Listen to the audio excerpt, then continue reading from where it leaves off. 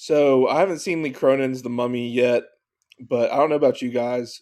When I saw that they were putting out Lee Cronin's The Mummy, my first question was, who the fuck is Lee Cronin? I The mean, like, acclaimed director of Evil Dead Rise. and then I look it up, and he directed Evil Dead Rise, which I know some people love. Val mentioned that she I love enjoyed it. it earlier today, and like, I haven't seen Evil Dead Rise. I can't comment on it. But before that, he had The Hole in the Ground from A24, which nobody's seen, and even like the reviews on Letterboxd is like a 2.7 average. And then his second feature was Evil Dead Rise, and even that has like a 3.1. So it's like I know there's been like 20 Mummy movies, but is the best way to separate this one by putting Lee Cronin's name on? No one knows who Lee Cronin is. It's If like I ever make a movie, I'll do that with my first film. I'll be like, Valerie Morial's The Mummy. this, like And they'll be like, who the fuck are you? And I'll be like, it's audacity, I you could guess. like Zach Kreger. You know, he's only had um, Barbarian and Weapons, but even him, I would feel would have a better claim to be like Zach Kreger's Resident Evil. But even that would be too much of a stretch, really. And Jordan Peele, he could have had Jordan Peele's The Twilight Zone, but he didn't put his name on it. So like, what are we doing putting Lee Cronin's name on this Mummy remake, man? Like, I don't know. I haven't seen it. Uh, Tyler, Isn't is isn't this that going to kind of be? genius marketing though? Because we're talking about it. Maybe he just wanted to distinct it from that like shitty Tom Cruise one. He didn't want it to like get confused with that when people tried to Google I it. think people were showing up to the test screenings upset that there was no Brendan Fraser. Well, Um, I'm mad Brendan Fraser's not in every movie anyway, so that makes that's sense. fair. But I feel like it was probably also a little bit of a studio thing because I feel like at the time of this, like almost coming out, they were like, "We're doing another Mummy, and it's got Brendan Fraser and Rachel Weisz. We're bringing it back." And Yeah, that was around the same yeah, and time. then so Lee Cronin had to be like, "Hey guys, mine is not connected to this at all. It's my own But thing. Look, Lee Cronin." even if I knew who Lee Cronin was, that doesn't tell me that it's not a Brendan Fraser movie. It's just telling me Lee Cronin's version of Brendan Fraser movie. So I still don't get anything out of it, man. I'm like, that doesn't tell me Brendan Fraser is not in it. They should have just called it The Mummy with no Brendan Fraser or something, No you one know? would have showed up. Honestly, they should have Anyway, called it It seems like Tyler. that's the case. I haven't seen it, but you tell me if this is accurate and fair based on the trailer. Based on the trailer, they should have called it "Shitty Exorcism Movie with IP Mummy labeled on top." It is literally an exorcist movie. It hits all the tropes of all of your demonic horror possession things, but they're like, but we have this tie to Egypt and there's mummies. And I guess they do a little bit more with some of the body horror, like relating to the mummy stuff. That ends up being pretty wacky, but it like just can't get past all of the just bland horror tropes, especially its finale. Yeah, I'd say it's fun in a theater, but I had a bad start because I walk into the theater, I see on my like AMC thing that there's no one else in the theater. I'm by myself. I'm like, oh, this is gonna be great. I go in, there's a guy in my seat, like in my assigned seat. I'm like, what's going that's a on? nightmare. So I just sit in the row behind because I knew there Was wasn't it going to be Lee any other Cronin? people. What was that? Was it Lee Cronin who was in your seat? I don't know what he looks like. I have no idea what he It looks could like. So have been. I should How have many asked. Be like, people? How many people were in the theater? so it was us two, and then two showed up like 30 minutes in. So I just say, Incredible. like, I'm one of those people. Like, where we go to movies, there's reserved seating in Montgomery. I live in Alabama, so there's reserved seating at the Montgomery theaters. But like most of the time I go, there's basically no one in there. So I pretty much pay no attention to what seats I've actually reserved, and I just sit down. Yeah. And I'm like, my nightmare is actually having someone come up to me and fight me over random seats when there's like a bunch of Oh seats yeah. available. I'm like, does it really matter? Of course, if it's like the one time we did do it was the Stranger Things finale because that was obviously like sold out, and so Oh we wow. went to our reserved correct seats. But yeah, it's like most of the time it's like I don't really need reserved seats. The theaters here are like dying, so Well, on that note, welcome to Screen Age Wasteland After Dark, where we will not be talking about Lee Cronin's The Mummy, but we'll instead be talking about sex and violence in movies. So I'm actually really excited to talk about this. This is Raf's idea for a topic. And yeah, I'm excited to just chat about it. And I had some ideas for like questions, but Raf, did you want to like start it out? Because this was your idea. Yeah. So, obviously with the After Dark series, we're trying to figure out some fun conversations that we can have. And Val will tell anyone that our text exchange is mostly me just like randomly spitballing ideas at her. like It's just awesome. like on a Tuesday afternoon, I'll just be like, what about this? Yeah. So I don't know how it popped into my head, but I was thinking about sort of, the differences in terms of how it is that we mostly as Americans view sex and violence in movies. I think I was kind of thinking about it in terms of like how parents will show movies to their kids or not show movies to their kids. But there is obviously, a ton of stuff that is going on or that happens around sex, violence, movies, how it's displayed, how we talk about it, how we think about it, how we react to it. So, I figured it'd be a fun conversation for some pals to chat through over some drinks. And to get into character, I'm drinking white wine. So I'm trying to get into the mindset of like a suburban wine mom. I'm already a little drunk, apparently.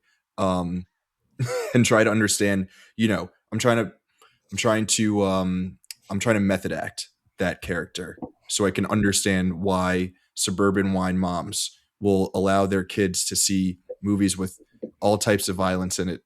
But the second a titty shows up, they're like, whoa, no can't do titties. that. No titties.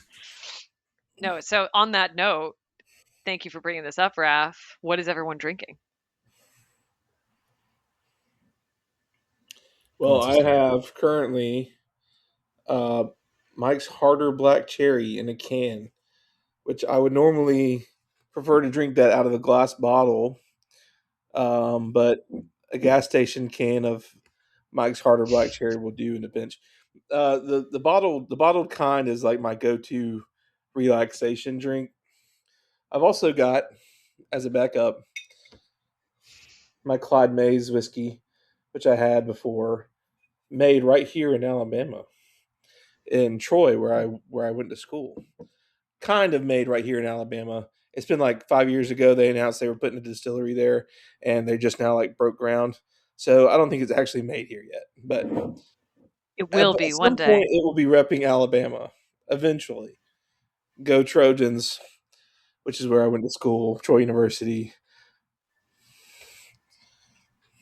All right, Tyler, what are you drinking? So right now I'm doing Tequila Sunrise. I guess I don't have the grenadine to make it complete, but partially. And then Raf, I'm going to be joining you afterwards because I filled it up a little too far, but it's another glass of white wine that I probably will get through a little bit. So I might jump into character with you with that. Hell yeah. Oh my gosh. Well, if I finish this, I made a Empress Gin Haunted Negroni. It was a recipe I found online. It's literally just the ingredients of a Negroni, but with Empress Gin instead of like Tanqueray.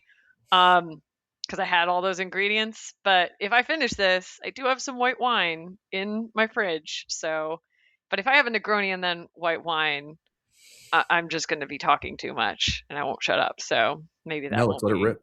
That's what podcasts are for. Tyler, what kind of wine do you have? What's your white wine of choice? Oh, it's whatever box my girlfriend put in the fridge. Oh, hell yeah. Box wine. Oh, yeah. Box white is great. Box red, no. Yeah, I'm with you there. Because you can put the box in the fridge and then you just, boom. It's so nice and easy. So yeah, I think it's some mix of something. I never look at what it is. I just drink it. That's awesome. I don't think I've had box wine since college, but there's some pretty good ones. It's still good. You know, it holds up. Actually, no, that's not true at all. I used to live with someone who always had box wine in the fridge. It's cheaper. I'll tell you. And then you get more. There's a box at Aldi of white wine that's $10, which is for 4 bottles. That's crazy. Time for another rant. It's terrible. This time about Aldi. No, do not hate on Aldi. Oh my god. Cut him off. just pay people to get the buggies, man. I will pay an extra $1 or $2 at checkout, man. Nah, This whole I have to go to Aldi and I have to make sure I have a quarter at the time. nah. That's more It's trouble than it's fine. freaking worth. And then They even sell the little keychains that have quarter holders in them to listen, make it nice and easy for you. that's ridiculous. I have to buy a keychain holder for a quarter. The only place I'm going to use You it is don't want to buy a Aldi. key. You just have to have a quarter. Have the Aldi quarter in your cup holder in the car. That's And what then I half do. the time the quarters get jammed in the buggies, man. Listen, I like drunk Jacob. just Drunk cut Jacob. the CEO's pay and be done with No. it, man. I love this. All right, so Raph, unless you had a question to get started, I kind of wanted to ask what everybody's first rated R movie was. In theaters or Just general, just ever. general? Do you remember the first rated R movie you watched? And like, was it really? Did it have a sex scene? Was it violent? Neither. Like, So I can go first. I remember my first rated R movie in theaters. My sister and her boyfriend at the time took me to see Bad Boys 2, which totally blew my mind. I've been a Bayhead ever since. I don't remember the first rated R movie that I watched at home, like with my family. I remember that there were some. I did have a story that I wanted to share, kind of related to an early rated R movie that I remember watching that kind of ties into this. But I was watching Fight Club with my mom and my 2 older sisters. Obviously, Fight Club, there's a ton of violence. You're watching Jared Leto get the shit kicked out of him. You know, Edward Norton is just like going to town on his face. Brad Pitt is shirtless and sweaty and bloody and all the rest. And then the sex scene starts with Brad Pitt and Helena Bonham Carter. And my mom kicked me out of the room. And then when that scene was over, she brought me back into the room to finish watching the movie that ends with them literally doing a terrorist attack on the city of Wilmington, Delaware. And is this why you wanted to have this discussion? Because that is a very interesting dichotomy of being like, this scene is fine, but this is not. I mean, I don't think that my mom is like alone in in that and how she had me watch that particular movie. And I was like pretty young. I was like under 10 watching Fight Club with them and watching the entire movie except for that one sex scene. And the rest of that movie was probably way more damaging to my 10-year-old brain than seeing 2 people like fake hump each other for a couple of seconds. Yeah. Now, are you referring to that scene that's like the slow motion, like camera twirling as they're like kind of in? Because that scene's like 30 seconds, maybe.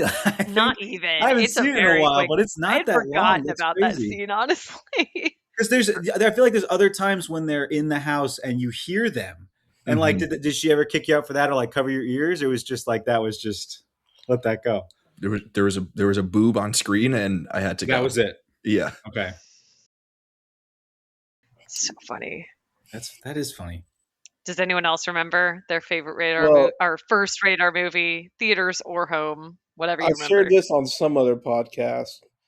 I feel like my first one at home was probably Deep Blue Sea because I remember having conversations with friends about Deep Blue Sea and we just didn't really think much of it. I mean, there is obviously a lot of violence in there. I think a woman does strip down to undergarments, but I wasn't really thinking about that much at the time. Definitely my first and one of my last R-rated movies for a while because Val, as we know, I grew up in a very conservative household where basically, for the most part, I wasn't allowed to watch R-rated movies literally until I was actually R-rated 18. Like, I mean, I couldn't watch R-rated movies in my house. But for whatever reason, when I was 8 years old, we went out for the incredible double feature. This was my dad's idea of the Santa Claus 2, followed by Ghost Ship. And that is such a wild combo of movies. Was it Christmas time? I guess whenever those 2 movies were in theaters together. Whenever, so funny. it's happened more than once. I don't know whenever. whichever time we could go back and look and see when those movies released in theaters and like probably narrow it down. But I was so scared about Ghost Ship, I could not even enjoy the Santa Claus 2. Like the whole time that movie was on screen, I was like freaking out about what how And they scary played Ghost Ghost Ship. Ship first? Yeah, no, Ghost Ship was second. So Oh, it was the okay. Thinking about it the whole anticipation. time. Oh, It was Oh, it the was the anticipation. anticipation. And I then was gonna say Ghost Ship came on, and obviously there's a very gory scene at the beginning of Ghost Ship. For those who don't know, a wire it's a like famous cuts scene. the whole ship worth of people in half, and it's very gory. I don't really remember that though. I think I fell asleep because I was 8 years old, and this movie started after 9 p.m. and I just like I think I slept through the whole movie, basically. So, you know, that was kind of my experience with R-rated movies. And then later, when I was probably like 10 or 12, there was a night where my dad lived in a tiny little apartment, and he was watching Freddy versus Jason, and I was kind of peeking in here and there. And later, I had nightmares with Freddy, so I couldn't sleep. So That's those are the valid. memories of childhood. R-rated, really more violence than sex. So Ghost Ship and the Santa Claus 2 were released about a week 2000. apart. Ghost Ship on October 22nd of '02, the Santa Claus 2 on November 1st. So this was probably like a pre-Thanksgiving screening that you and your dad did, which sounds rad. That sounds awesome. that Oh does yeah. sound great. All right, Tyler, what was your So first? Shawshank Redemption is R rated, right? I'm Yes, thinking back. It has to be, it yeah. is. So Yes. that's like a sacred text with my Oh, with my that's such a parents. banger. So that was introduced at a very early age. I don't quite remember what age, but I remember they showed me the whole thing, no kicking me out or anything like that. Like the scene when I don't show anything like sexual. There is like the implied like sexual assault of Andy from Yeah, Boggs, but which is they tough. But yeah, thankfully they don't like show anything. And I mean, there's a lot of violence in that movie too. I mean, it's even regarding Boggs, you get beating of him and all that terrible stuff. But I mean, I think that my parents think that that's such a hopeful movie, and I do too. I mean, I still love it so much. Mhm. But yeah, that was an early one. I'm trying to think. I remember seeing. I think it was probably earlier. I went to a friend's house and watched Troy, um, I'm which is R. I checked because I was thinking about it today. And I think that was the first movie that I saw like genuine nudity at, because there's the scene with Brad Pitt and he like opens the his tent and there's the woman just laying there. And I remember just like being like my friend and I were watching that. My friend's mom was like, "Oh, whoa!" I like almost tried to like turn it off, but didn't get there in time. So we saw that in all its glory. Um, I don't think I watched that one at home. My parents were a little like not censoring on sex and stuff like that. Honestly, we watched a lot of violent movies. Like Indiana Jones was obviously an easy one. I definitely watched like Independence Day, like galactic massacring at a pretty young age. But sex scenes, we didn't ever watch movies that had them. I feel like I'm trying to. The best example I can think of is every time my parents love the first Iron Man movie. They love it like so much. Every time we would watch that, there's that scene early on where Tony Stark hooks up with the reporter. They have like that. They're Mhm. making out furiously in the bed. That one they would skip, or like if I was sitting next to them, they would cover my eyes. There's not even nudity in that sequence. They're Nope, just like there isn't. just like just ripping at each other, but there's nothing bad in that. That was, I feel like, one of the biggest ones. There is, I do remember the first time we watched Airplane, my dad was ready next to me for that one moment when it comes on screen and just is right in front of you. I remember he was like, "Oh, all right, we're good." And that was the only thing, because there's still like blowjob jokes and tons more in that, but it was the visual again, just like I guess yours was rap, but it was the visual that did it. It was the implied, everything else, whatever. But I feel like that was probably it. We didn't really do a lot of early R movies except for that one. I feel like I'd have to like really go back and think of some others, but I even just go back in my parents' DVD library. There's not a lot of R-rated content in there, even though I know that they like it. But whatever. I can add. I know that we got in trouble when I was probably around 12. I mean, I didn't put this on. I didn't know what was coming. But I know I know we got in trouble for watching Snakes on a Plane, which is not sexual but is nudity. And um, we were just kind of hanging out in a room by ourselves. It was me and several cousins, and we were just sitting there watching it. And then, of course, an adult walked in during the nudity part, and so That always Yep. happens. I have Yep. the best, worst timing with that. and so they got us. Um, yeah, Yeah, I think I've told Jacob and Raph this, but I was raised in a very like fundamentalist Christian household. So my first radar movie when I was like 11 was Passion of the Christ. And that movie, to this day, I'm like, that movie's brutal in terms of violence. Like, holy shit. Like, I don't think I would watch it now as an adult just because it's straight splatter and like not even good splatter horror. Um, so that kind of was traumatic for me, I think, as a kid, just because it was like really, really grotesque body horror in the sense of like, skin being stripped off, like pretty rough for an 11-year-old to watch.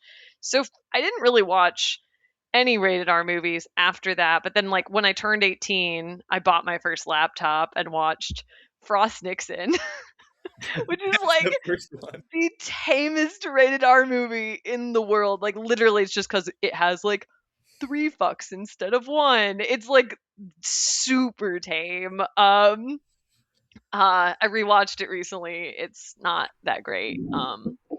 But when I was younger, but we my mom turned off The Pursuit of Happiness because it had a second F bomb in it. no, see, I did have a story about this because The Walking In, I was watching The Proposal, which is that PG-13 movie with Sandra Bullock and Ryan Reynolds. But there's that scene where they're both naked and it's not sexual, but they like both can't find towels and they like both not looking at each other smack into each other naked and like fall. And it's really funny. And my dad walked in during that scene and said, and I shit you not, "Are you watching pornography?" And now I kind of think about this and I'm like, yeah, Dad, I'm watching pornography on the TV in the living room. Like, what do you think? That famous porno with Sandra Bullock. But yeah, just walked in at the exact wrong moment there. But yeah, my parents were not weird about violence at all. I watched the Bourne movies when I was incredibly young. But nudity, sexual content, even if there was like a heavy makeout scene in a movie, I remember the heavy makeout scenes from My Big Fat Greek Wedding. They made us fast forward. Well, coming from that similar background, Val, obviously, I think Mhm. from a Christian parent standpoint, is like if your kid's watching violence, you can be like, oh well, they're not going to go out. I mean, they're obviously not going to go cut out people's eyes and all this crap. But if they see nudity, like that is like, and one of the most Christian faiths, just lust is the sin, right? So like Yeah. just seeing nude people is like kind of like a sin in and of itself. So like anything of that, whether it's in a sexual nature or not, honestly, is kind of Yeah. just an issue. So that was a big no no. That's why it's such a big no no in America, I think, compared to violence. Like the puritanical history of like America kind of bleeding into like modern culture, you think? Definitely. I mean, and specifically for those of us who grew up in practicing Christian households, just because, Mhm. again, like a child is supposed to be like shielded from seeing any nudity. Basically, Mhm. that's how Christians feel, and really Christian adults though also they don't like a lot of Christian adults don't watch nudity because they feel like they're sinning against either Yeah, against my God dad or is 70 themselves years old or their and doesn't spouse. watch any nudity in films. Yeah, because there's a sensibility to it that is like cheating in some way, or like you are engaging in like lust. Mm-hmm. Yeah, I still remember, sorry to escalate this, but I remember the first penis I saw in a movie, like vividly, like way more than the first sex scene, just because it was so like jarring, because it was not sexual, and it was the scene in Trainspotting where Ewan McGregor just kind of rolls over and his flaccid dick is just there, and I was like, oh God. um, if you've seen that movie, I mean, that is far from the most startling scene in that movie, but yeah, I remember that vividly for Well, some it's just reason. so funny that like it feels like having like seeing a penis on screen is so much rarer than seeing a sex scene. Even like nowadays, it's still so taboo in a sense. Like I feel like there was such a honestly, I feel like part of the love for 28 years later and the Bone Temple was like, look at this, like, you know, zombie that's just like hanging brain in front of the movie. Like I that was one of my favorite parts of it too. So it's funny how like, you know, deconditioned we are to things like sex scenes now. It's like, whatever. But like you see one penis and it's like, oh my God. It's I still do the Leo revelation on point screen. That's every why I love time I see a Mr. penis. Promises so much. No, Well, more the than just thing, that. the way it's been in years past, and like up until very recently, it's pretty much been like the only things you show in a movie that's not pornography is like butts and breasts. Like you Yeah, don't butts and breasts are show to titillate, to be like sexual, sexy, like lusty, which whereas like a dick is ugly, I guess. Like in the eyes of cinema. I'm not speaking. No, I mean, I mean, like when you show like a aesthetically dick, speaking, they're not like, oh, look at this sexy thing. You're just like, ugh. if we're just talking about the aesthetics of like the human body, could. not to get too into it, but like the male body and like a naked male body and just like a flaccid penis is like so unappealing. Whether you're thinking about it in like a purely artistic sense, there's like nothing really appealing about it unless it's like, you know, the statue of the David. But I think butts can be more aesthetically pleasing when you see them on screen or I can't think within a of movie within a shot. Yeah. is there a scene where a penis is shown erotically in a normal everyday movie? I can't think of I one. don't think so. I think it's either humor or shock value. Like Yeah, Sexy 99.9% of the time. The only movie I could think of that would definitely like try this, and I have not seen it, is Gaspar Noé's Love. That one, because that has like I haven't seen it. actual simulated sexual scenes. And I'm assuming that you see at least one penis in it. I'm assuming. I haven't seen it, so I can't speak to it. But I would assume if any movie's tried, it's probably that one. Gaspar But, Noé. I mean, that's I haven't close seen as it you either. can get to porn. But now we've seen that, of course, being kind of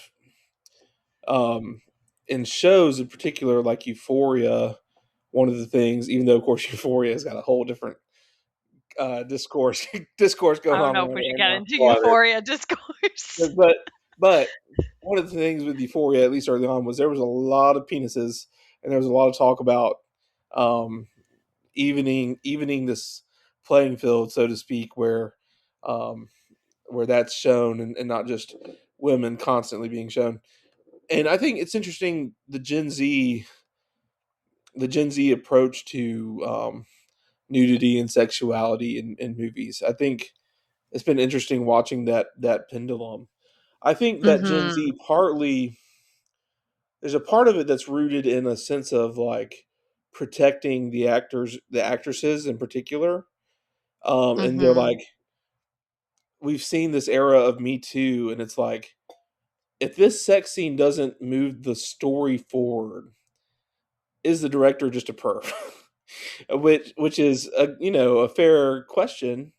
But although I think we'll probably have some different takes on here, that I think depending on what the project is, I think you can have sexuality, nudity as a part of that. Yeah. But I do think Gen Z has kind of swung even further and kind of, in some ways, become a little bit prudish in general about just like. There's another side to that though, because think about like heated rivalry and like the like fantasy romantasy sphere. Like that's like kinky as hell.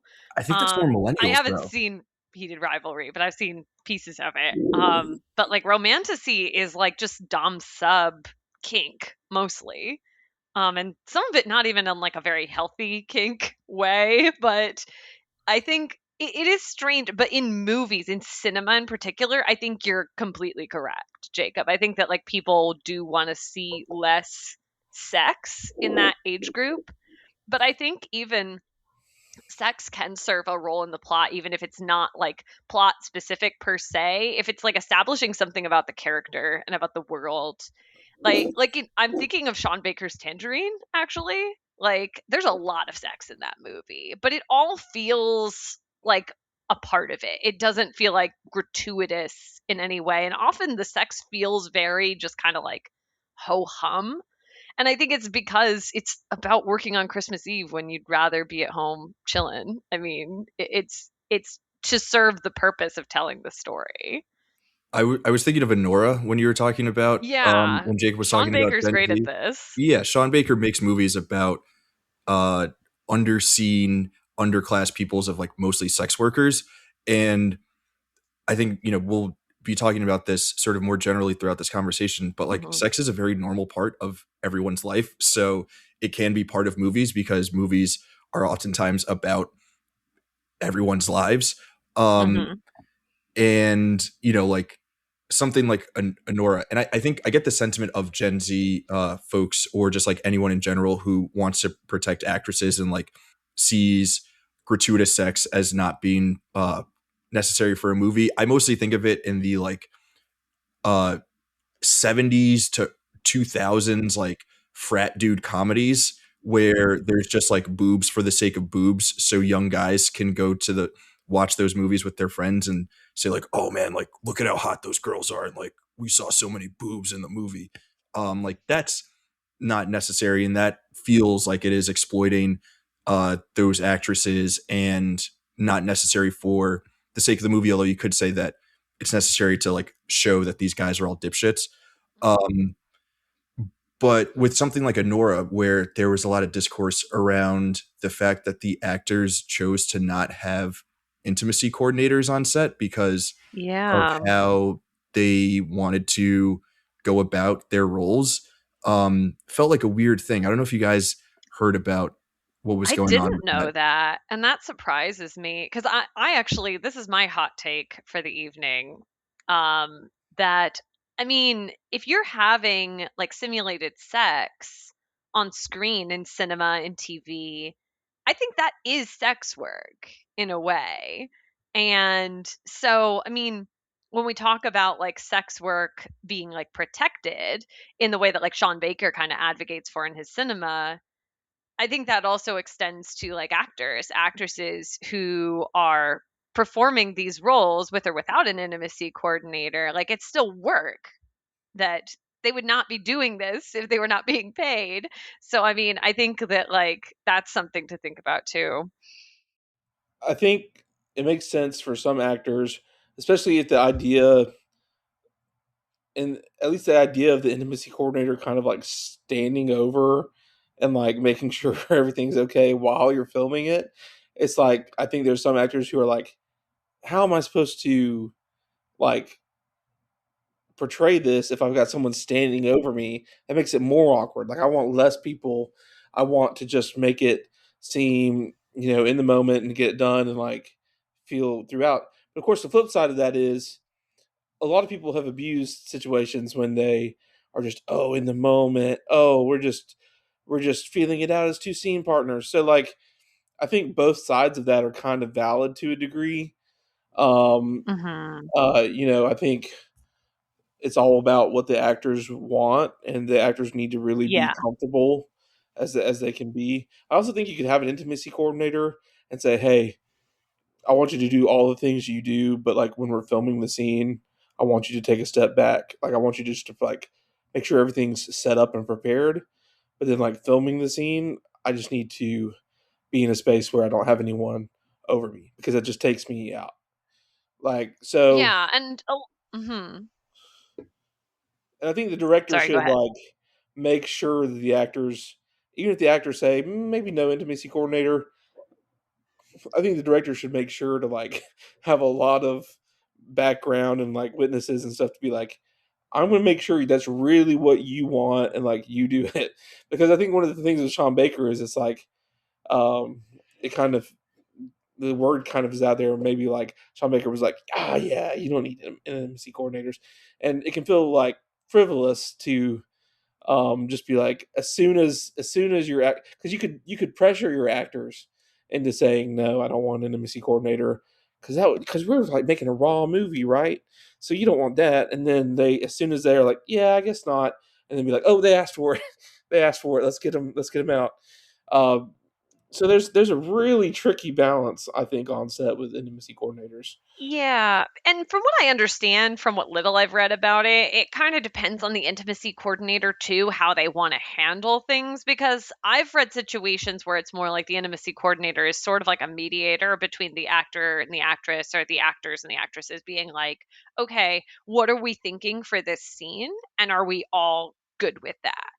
And everyone being like, hey, I'm good with this, but actually, I prefer we not do this. Okay, we're all on the same page. We're going in the scene and we just do it. And the intimacy coordinator isn't so much involved with the scene itself, but more with the conversations behind the scenes in terms of what um, is happening, what people are consenting to, so people aren't feeling like pressured on camera to just do a thing that they wouldn't otherwise choose to do. So, but I think it's probably individual. I think it probably depends on the intimacy coordinator, but at the same time, I do think actors and actresses deserve agency. And if they're like, look, I'm comfortable with my co-stars and just communicating that myself, I think they should have the ability to do that. I think it is a delicate thing, because you don't want people to end up in a non-consensual or abusive situation.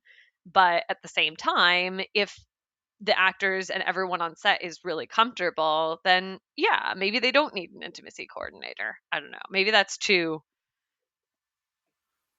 Well, middling a position. I think you said it at one point, like it is comfortability. I think that's such a huge part of it. And I bet it's a little bit of a special case with someone like Sean Baker, who has been in these circles so often and probably feels so comfortable himself that he makes his actors feel just as comfortable. At least I would hope. It seems like that's his case from all the what I've heard about his sets and stuff.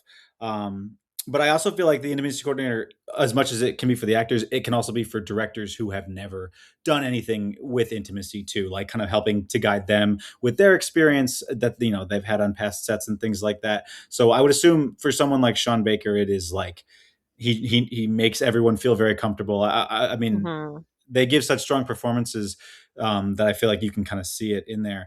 But I feel like a lot of I don't know, it is also kind of attuned into this idea of not being like sexy, of what makes these scenes so purposeful, kind of moving off of intimacy coordinators a little bit. And I think of Honora as a great example, because I think it has such great, like almost like bookend scenes of like that opening in the strip club, and there's that like over sexualized, there's the music, it's just the music's going, and you see all that stuff as you go over, and even some of the sex scenes as it goes on.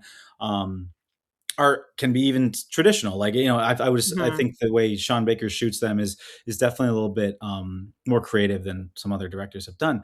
But then you get the scene, like that final scene in Anora, where it's technically is a sex scene, but it says so much about that character and about that moment. And I think that in the moment when I was watching it, I was a little confused, but then as I like really sat with it, I was like, that is like one of the most powerful endings I've seen it for that year. Was Mhm. probably one of them. Um, and I think to some other examples of like movies that have sex scenes that are not sexy in per se, but like say a lot, like 2024 also had Luca Guadagnino's Queer. I don't know if you guys were I fans of haven't that seen one. it. I'm fans of. I like Luca Guadagnino's Yeah. work. He I think also is a very interesting director when it comes to sexual content within his movies, but especially within Queer, there's a very vulnerable scene between Daniel Craig and I forget the younger actor's name, but Bruce there's so Starkey. much interplay going on that's not said, that's all Mhm. visual, and it's.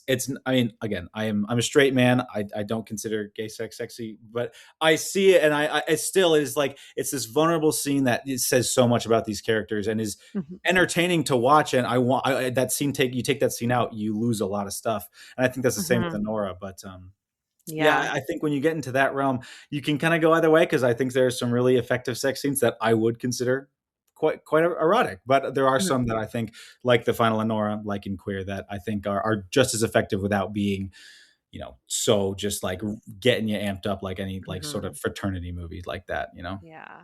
I would want to take this moment to recommend to everyone on this call, but also to anyone watching, the video essay, Honora is the Disney Princess We Need by Broe Deschanel.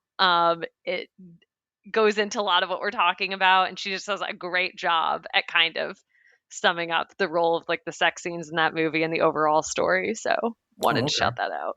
If you haven't Before seen we it. move on from Honora, I have another question for you guys. Yeah. So I think, well, Tyler, I don't know your relationship status, but I know Val and Jacob are happily partnered. I saw Honora on a date with someone who was like not a partner, which was a very interesting experience.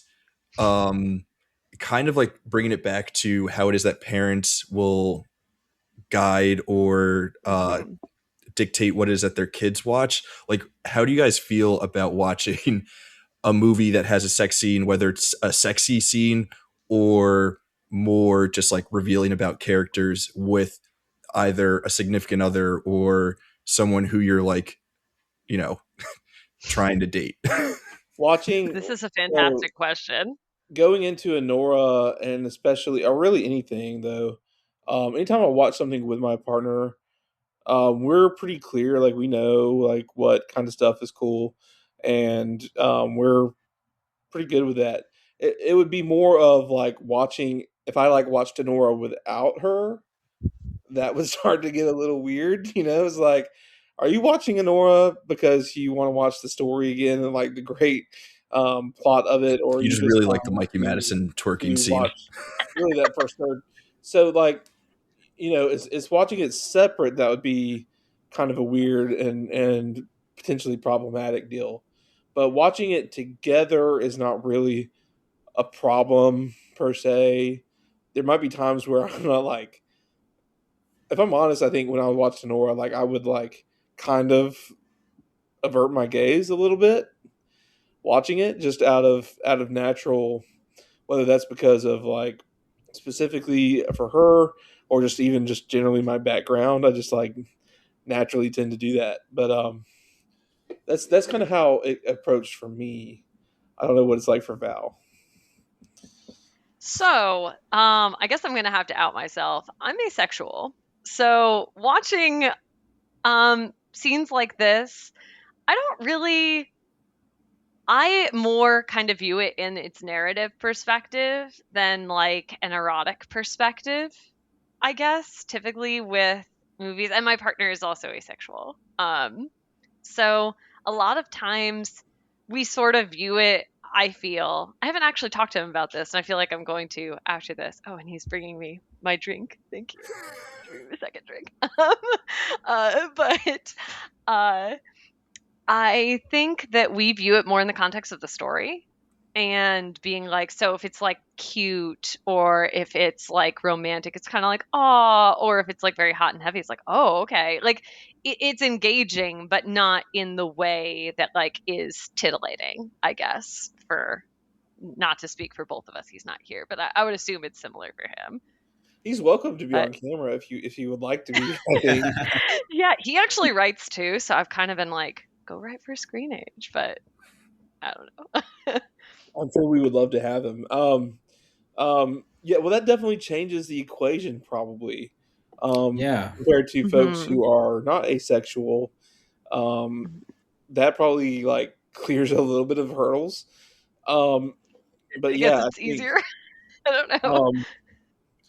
But yeah, so again, like I think it's one of those things too, where, but again, both myself and my wife come from a very Christian background, so some of those things are just very ingrained in us too, where it's like, even though we're watching together, we know what's coming. Like there's still a little bit of probably an awkwardness to it, where it's like, okay, like even though we are kind of we've moved past that for the most part.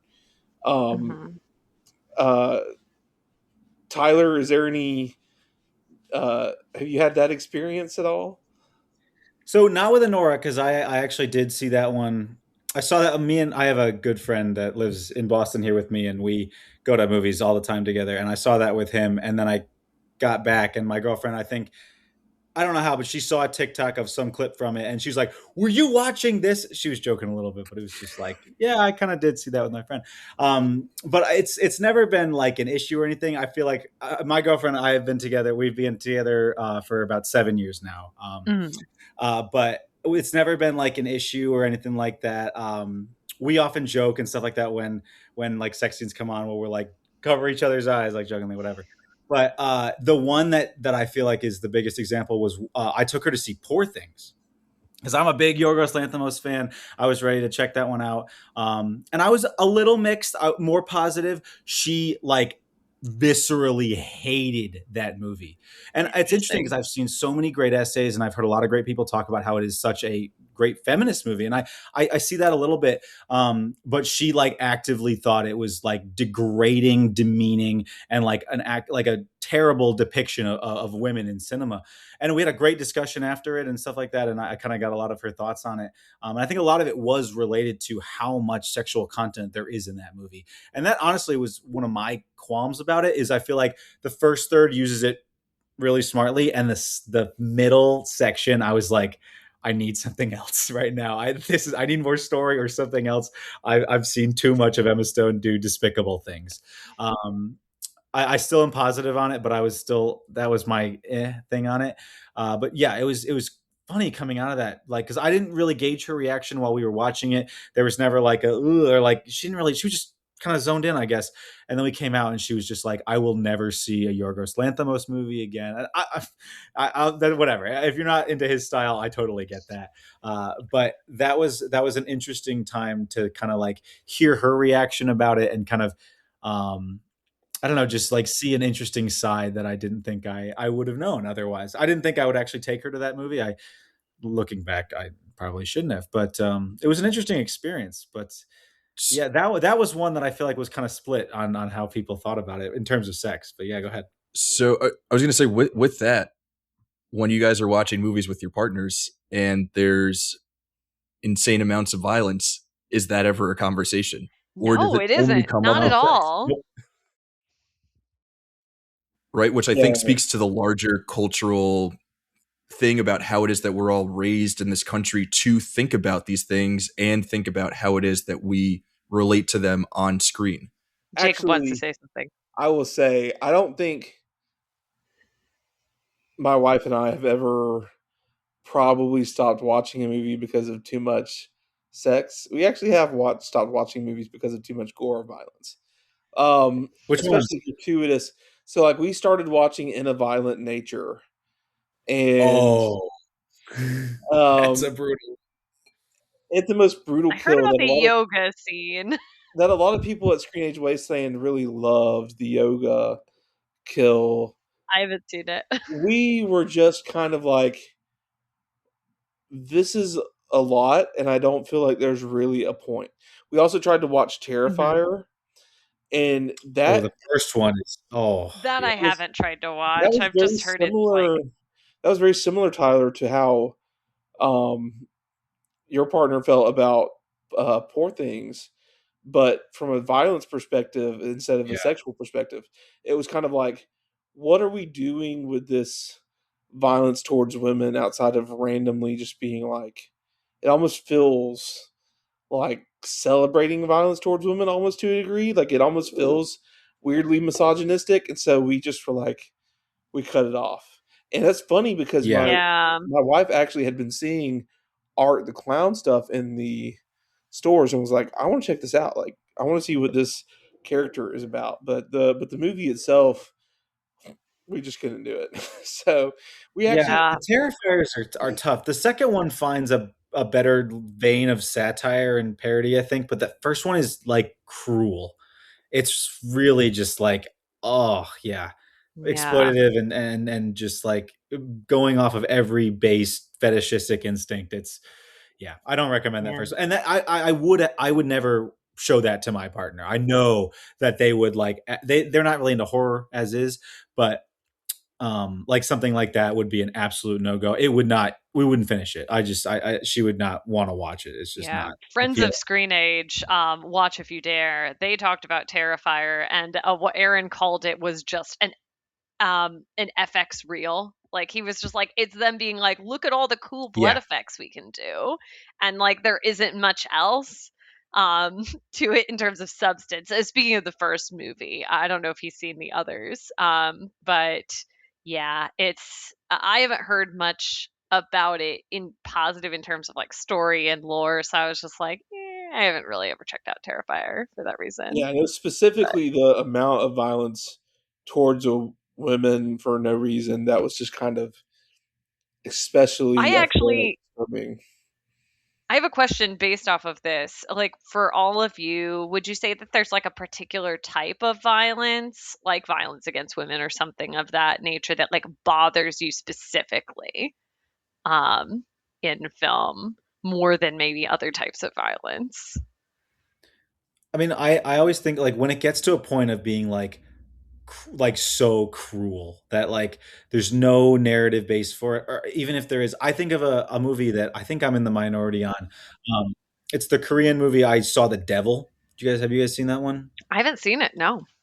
I usually I really like Old Boy, and people were like, if you like Old Boy, watch this one. And it's about this guy hunting down a serial killer who just kills women. And they show all the serial killer things of him killing his victims. And like, I don't know, you see these things and it's so, they don't show everything, but the stuff that they do is just, it's brutally cruel. And these women are like pleading for their lives the whole time. And it gets to a point of like, most movies would cut after one, like, he raises the knife and we are on the next scene. This movie goes to like, 10 steps past that and then goes to the next scene. And you're left with just like the worst feeling in the world. And it happens multiple times. And when it gets to that point of just like, my imagination isn't doing the work, you are doing the work, and you're making me feel like there's just pure suffering, that's when I usually lose it. Yeah. The sort of torture porny kind of approach to violence, which is, Val, like Passion of the Christ has more. It's torture porn, honestly. Yeah, it has more in common with Saw and Hostel than it does with absolutely Scorsese's The Last Temptation of Christ. For sure. Yeah, definitely. Yeah, Tyler, I totally agree that cruelty, when it reaches that line, is where it feels like we've kind of lost the plot, so to speak. Obviously, movies that kind of either celebrate or like embrace violence towards women, either implicitly or whatever the case might be. Obviously, we can all go read. Oh my God, what's the name of the book? I totally blanked on it. Is it Sex, Women, Chainsaws, and something? Oh gosh, I totally botched it. It's the book that coined the phrase "final girl." But yeah, there are like a lot of movies that are not explicitly about violence towards women, but then kind of end up in some way or another celebrating violence towards women. The book is called Men, Women, and Chainsaws: Gender in Modern Horror Film. I want to read this book. That sounds That's interesting. The one. Totally botched that. But when I think about like over the top violence and like something like Django Unchained, where the violence is so insane, it doesn't offend me. It totally works for the aesthetic of that movie. It's like also fun watching slave masters get their like arm blown off or whatever. Yeah, it's cathartic, right? That's what helps so much. It's also like the Django Unchained violence. This is another layer of like how it affects Django Unchained. Like 90% of the violence is cartoony. Like people are getting absolutely blown Tarantino's away like that in a way that is not real, and your body kind of understands that it's not real. Like you enjoy the violence towards those characters because they're bad, but also like you're not even thinking of it in a real way, I don't think. I don't know if any of you guys saw this documentary that came out like 10 years ago about the MPAA and how they rate movies. But Oh, talking no. about That one's like, always been on my watch list. I haven't gotten to it.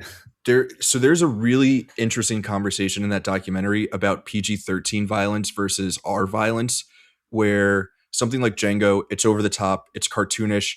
We understand that, this isn't actually how violence plays out in the real world. But a lot of PG-13 movies in very cynical ways show cartoonish violence, but in a way that we deem acceptable for children. And you watch like a Captain America movie, and he's taking like machine guns and like automated rifles to all of these people, and there's no blood splatter. They just sort of like drop to the ground. Like people are getting like shots to the head, and we don't see what it actually looks like. And then our kids, American kids across the globe, go see these movies, and then they think that's how violence plays out in real life. And that is just as damaging as kids going to see an R-rated movie that has like blood and gore when someone gets shot. And that is like stuck with me for the last 10 to 12 years in That's terms of how we look. interesting. Yeah, there's interesting something because to that. I might push back slightly on that though, because I feel like a lot of, especially when it comes to like the idea of that transferring into real life violence, I feel like a lot of the kids that end up committing real life violence have gone way further and seen way past like Yeah, that's the true. Captain America level of bloodless stuff. Like I feel like they have seen live leaks of real violence, or like they've seen R-rated movies that show bloodier violence, or some combination. I mean, so many of these guys are on like 4chan, so you know what kind of stuff they're coming across. And I don't know if it's like they're being desensitized by movies that fail to show blood, or if they're being desensitized by like just seeing it on digital screens so much. Yeah, I guess what I kind of agree with Raph in the sense that like I think if a child is young enough to not understand like the cause and effect of violence, that could be certainly damaging. Like I remember talking to another coworker about this, and he was saying like, I used to coach like a little league team, and if you like didn't stop like a 6-year-old, he would just like swing the baseball bat at his friend. Like you had to be like, no, that will seriously injure him, like because they just don't get it. They're too young. So I think like when you're so young that you don't understand the level of violence that you could potentially perpetrate because your only example is these sort of bloodless superhero movies, I think that could be potentially damaging. But I also think you're right, Jacob, that like when especially when you kind of like are 12, 13, 14 and you're on like 4chan, it's like, yeah, these movies aren't doing anything for you. I think it's more that like the naivete that maybe a younger child could inherit from like an Avengers Yeah. movie, just not understanding that level of violence. Obviously, like someone who might commit violence is going to be disturbed in ways that the four of us here talking about movies Yeah. aren't going to be able to understand. But I think in terms of how it is that, right, if we're thinking about it societally, on that sort of like macro level, if kids in general are being exposed to a type of violence and being taught by movies that when James Bond shoots people, they just fall over, and that's what violence looks like in real life, then they won't have any understanding of what it looks like in real life.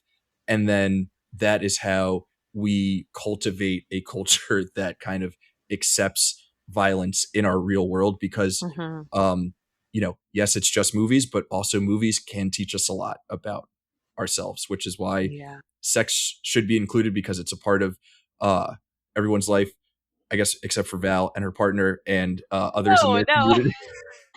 No, asexuality is like a whole spectrum. So Oh, like, hell yeah. You'll yeah, have to teach me about that, no, so I don't reveal more of my blind spots. But no, it's fine. It's not talked about. Like even some LGBTQ people are like, that doesn't exist. So I mean, like it's fine. But sex is a part of all of our lives. Like we all got here from sex. Violence doesn't need to be part of all of our lives. So movies should be more responsible in how it is that they depict it, is kind of my entire philosophy around it. And yeah, I agree with that. Oh, go ahead. Well, I think the thing that we haven't talked about, and I hope this doesn't go too far from Tyler's point, is that um, even though I've said a lot of things about like keeping sex, you know, a lot of times there is a storyline where sex is kind of gratuitous, but um, sex is a natural part of human life, just like eating or drinking. And when it comes to making art, sometimes arousal could be a um, part of art, I think, Mhm. depending on what project you're making. Now, of course, if the whole intent of the whole artistic project is arousal, then that is called pornography. And so that should not Different cat. necessarily be a theatrical film. However, I think arousal can be a part of a legitimate film if handled Mhm. correctly, with all the actors and actresses buying in. And so I think that's one thing where maybe Gen Z folks are actually swinging a little far, and they're not. And it is difficult though because artistically speaking, that's I think legitimate. But every movie is like a corporate event, unless it's like a really small indie movie, which brings up other issues. And so, like from a corporate standpoint, getting naked and having these situations is very difficult to manage. Like, you know, Crazy Stupid Love. What there's this story right about the director had Jake Gyllenhaal and Anne Hathaway getting naked all the time. They were like, "Ah, we're tired It's of." Ryan Gosling's in that movie. Uh, You're Unless it's thinking Love of and Love Other and Other Drugs. Love Drugs? and Wait, Other Love and Drugs. Other Drugs Love is and Other Drugs. okay. Sorry, I said the wrong movie. Love and It would Other be It's funny Drugs. if okay. the director Very for similar Crazy title. Stupid Love was making those two actors who weren't in the movie get naked all the time.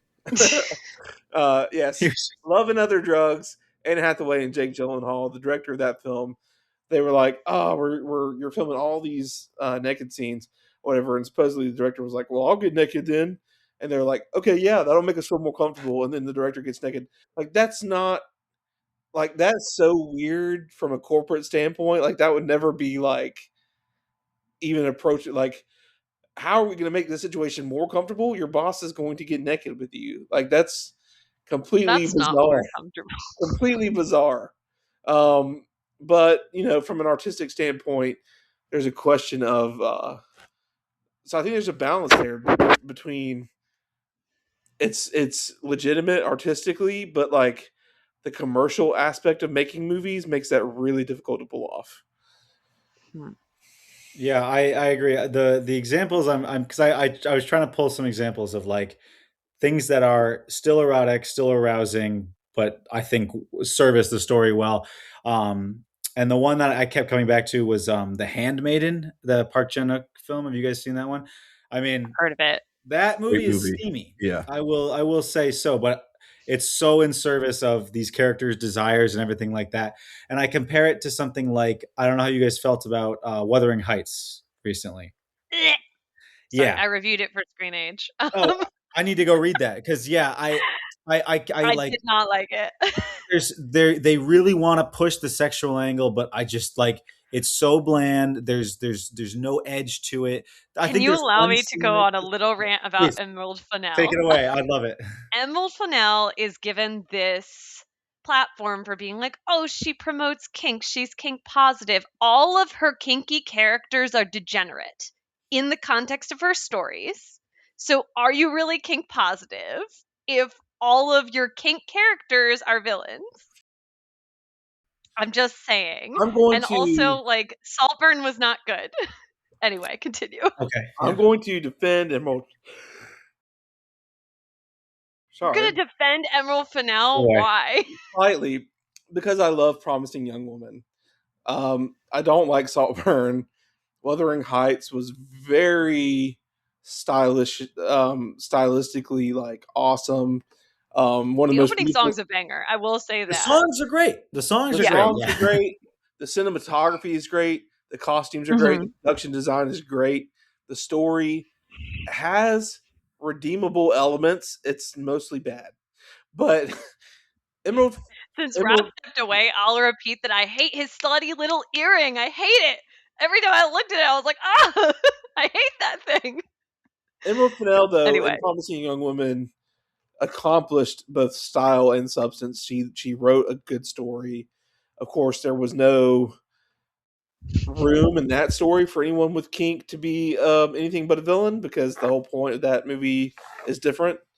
Um, yeah, but from the sexual side, as we're talking about like how she presents sex, one of the things that's interesting about Emerald Fennell is she doesn't. I don't think she's ever shown a boob. Just to be clear, like I don't Hmm. think Emerald I think so. Fennell I think that's right. does Yeah. any women sexual. Like all of her sex is very confined. The only nudity at all has been like Barry Keegan. So like, um, I hope she can get it Barry together because Keoghan's scenes in Saltburn, though, are like really, really kinky, though, even though there's not a lot of oh, they nudity. are, yeah, and he is the villain, I guess. Spoiler alert for Saltburn, which is not a great movie, so whatever. But I think that I still have hope for Emerald Fennell to pull it back together because Promising Young Woman, uh, you know, a blind. I like to mix idioms. A broken squirrel finds a clock twice a day. You know, um, and so I think she can make it back because I really think Promising Young Woman is a great movie. I can't wait till I can an episode on it. Um, Sh- but it's interesting. I think it's just Wait, interesting it's to in the canon? yes, as Uh-oh. it Okay. damn well should be. I would Okay. have been that movie very hard. Okay. So I'm thinking about the fact that Raph has mentioned that there's no Tom Cruise movies in the canon. So Magnolia isn't in the canon, but Promising Young Woman is. Okay. I haven't seen Magnolia, but Promising Young Woman should be there. Uh-oh.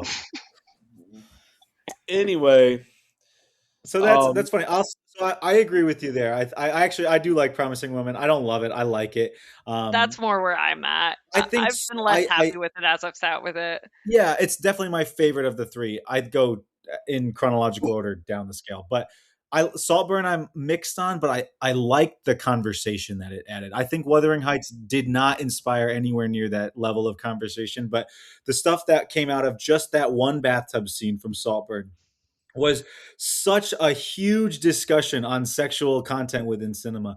And I think it led to some interesting places. I appreciate her edge. I do agree that I think that she does create degenerates out of her king characters. And Hmm. I think that there's a place for having our king characters, shine, Be maybe. normal. Yeah. Yeah, I why think not? that Sean Baker sort of hints at this, I but think that's definitely the closest we've come as far as I can think of.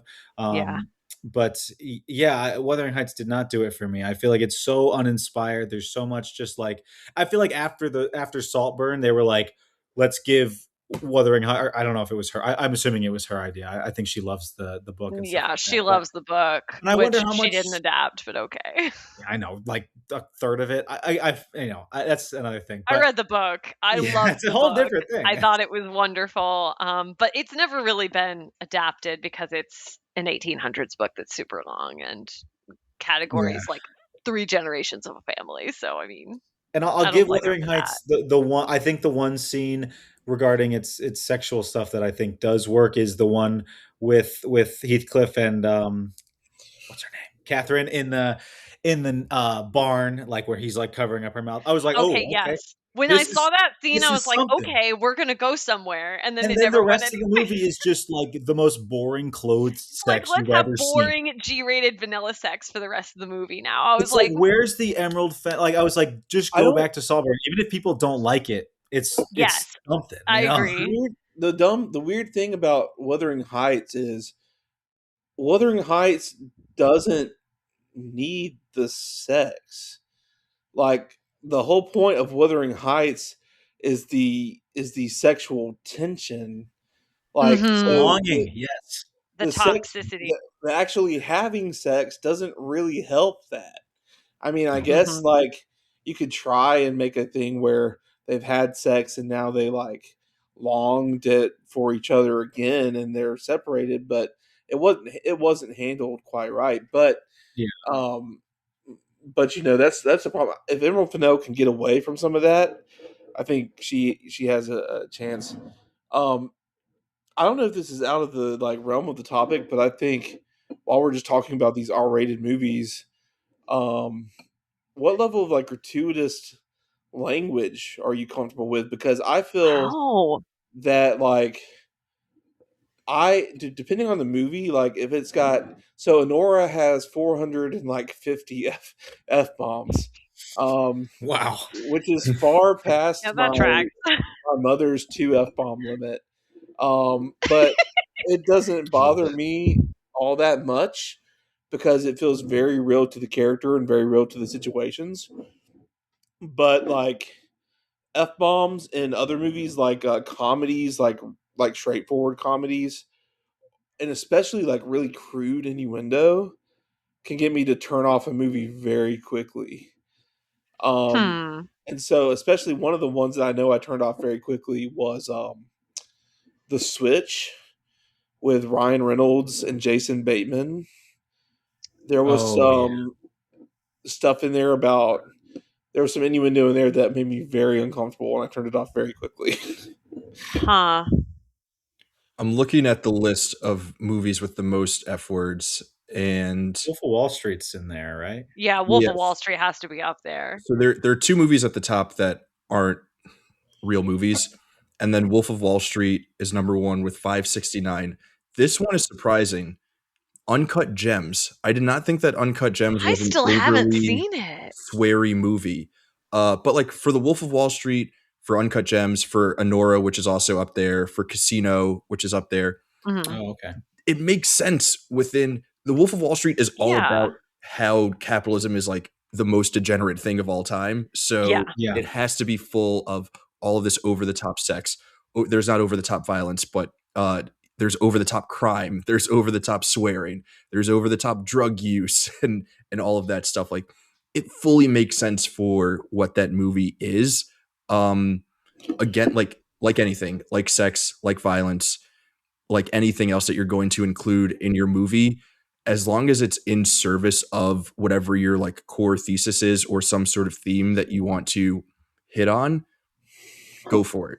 If you're just throwing it in for the sake of throwing it in because it's The Hangover 3 and like we have to throw in some F-bombs, that sucks.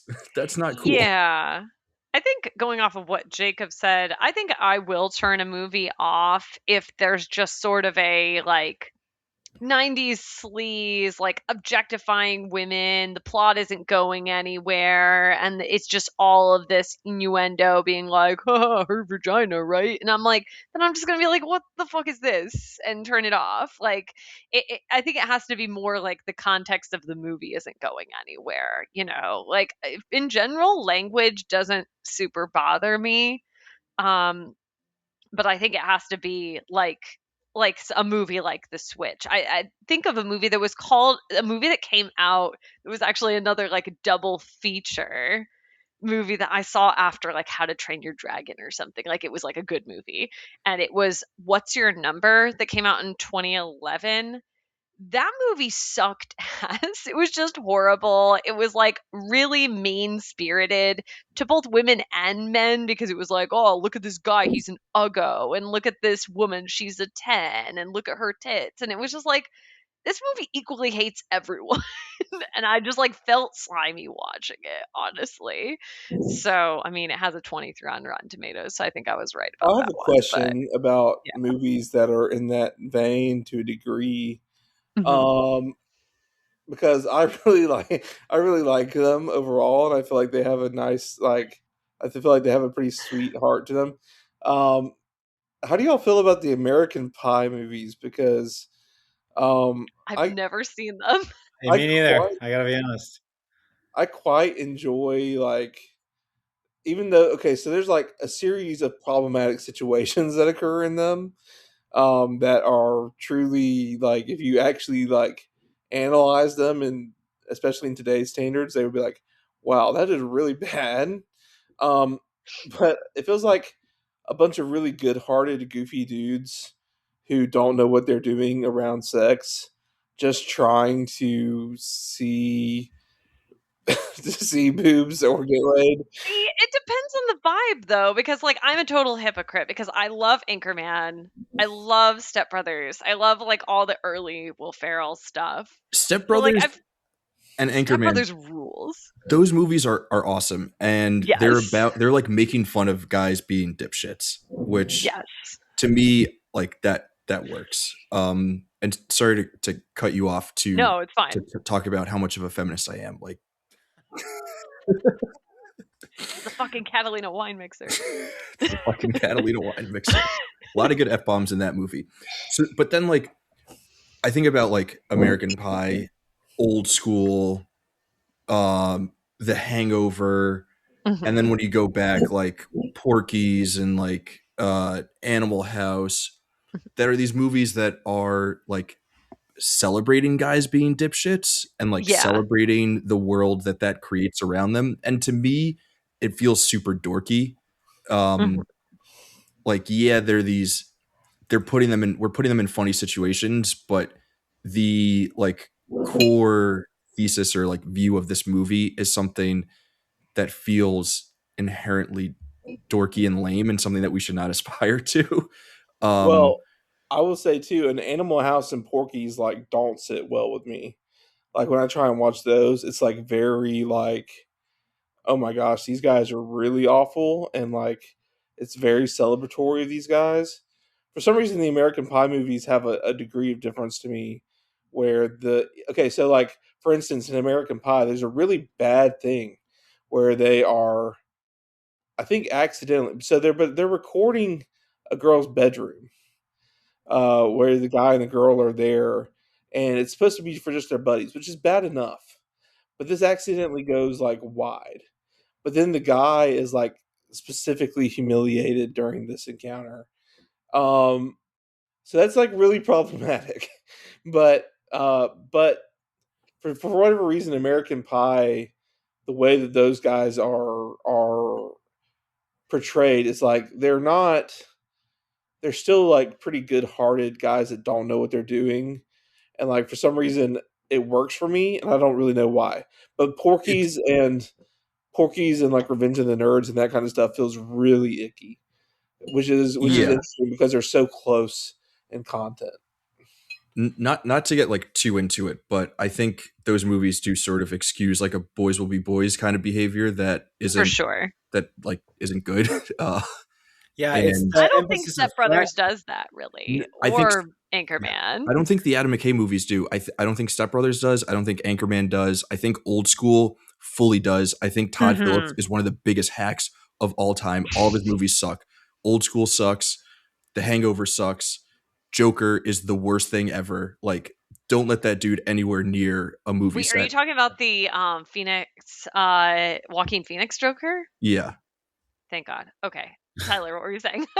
I was going to say a lot of that is so baked into like frat culture, right? Which I feel like part of it is depicting these people as like horrible characters, but it also celebrates it. I mean, so much of that is like reveling in the craziness and just like the nonsensical nature of just hanging with the boys and doing whatever happens. And I do feel like that like absolutely just was so rampant in the 80s and 90s, and definitely has not aged as well. And then you get things like The Hangover, which I used to like, and then I saw it like a couple years ago, and I was like, this movie is so mean. Like, it's just angry at nobody, it feels like, but it's just like everybody hates each other. And there's a few funny bits. Yeah, when Mike Tyson just punches Zach Galifianakis in the face, that's funny. I think that's funny. But there's so much of it that is like based, like the humor is based off of let's get a swear in there. And when it is just like, oh, we said fuck, it's like there's no original joke there. There's no sense of creativity. It's just we're swearing because this is an R-rated movie and we got to fill that quota. But when it is also frat culture, I mean, even now, I feel like the best movie that's done it maybe is like Neighbors, which kind of satirizes that idea a little bit and doesn't quite lean on like full misogynistic ideals. But I actually don't know if we've gotten like a frat movie within the last, like even a frat comedy. Superbad like kind of approaches it in a somewhat appropriate way. I don't know if I'm just being forgiving of that movie because it's something that I've always loved. The Hangover is an unfortunate one because structurally the script is hilarious. Like if you're just talking about like funny situations, like the structure of how it's put together is a very funny idea, but then they just fill it with the most annoying jokes throughout the course of the film. Yeah, I actually think Zach Galifianakis is really funny, but I think like he deserves to have a funny script to work with. I think like as an actor. it's interesting where like when we talk about sex and language and violence in movies, like comedies seem to have the least, because so many of these comedies come from a really bad place, where it's an R-rated movie, but like it's the most immature movie that you can like actually dream up. It's like high school kids have turned 30 and they're now able to make a movie based on their 15-year-old sensibilities. And so it's like for actual adults who are like well adjusted, it's hard to watch. It's always been funny to me where it's like this is rated for mature audiences, but like literally the exact opposite is true. Where like I'd have to be really immature to enjoy this kind of humor.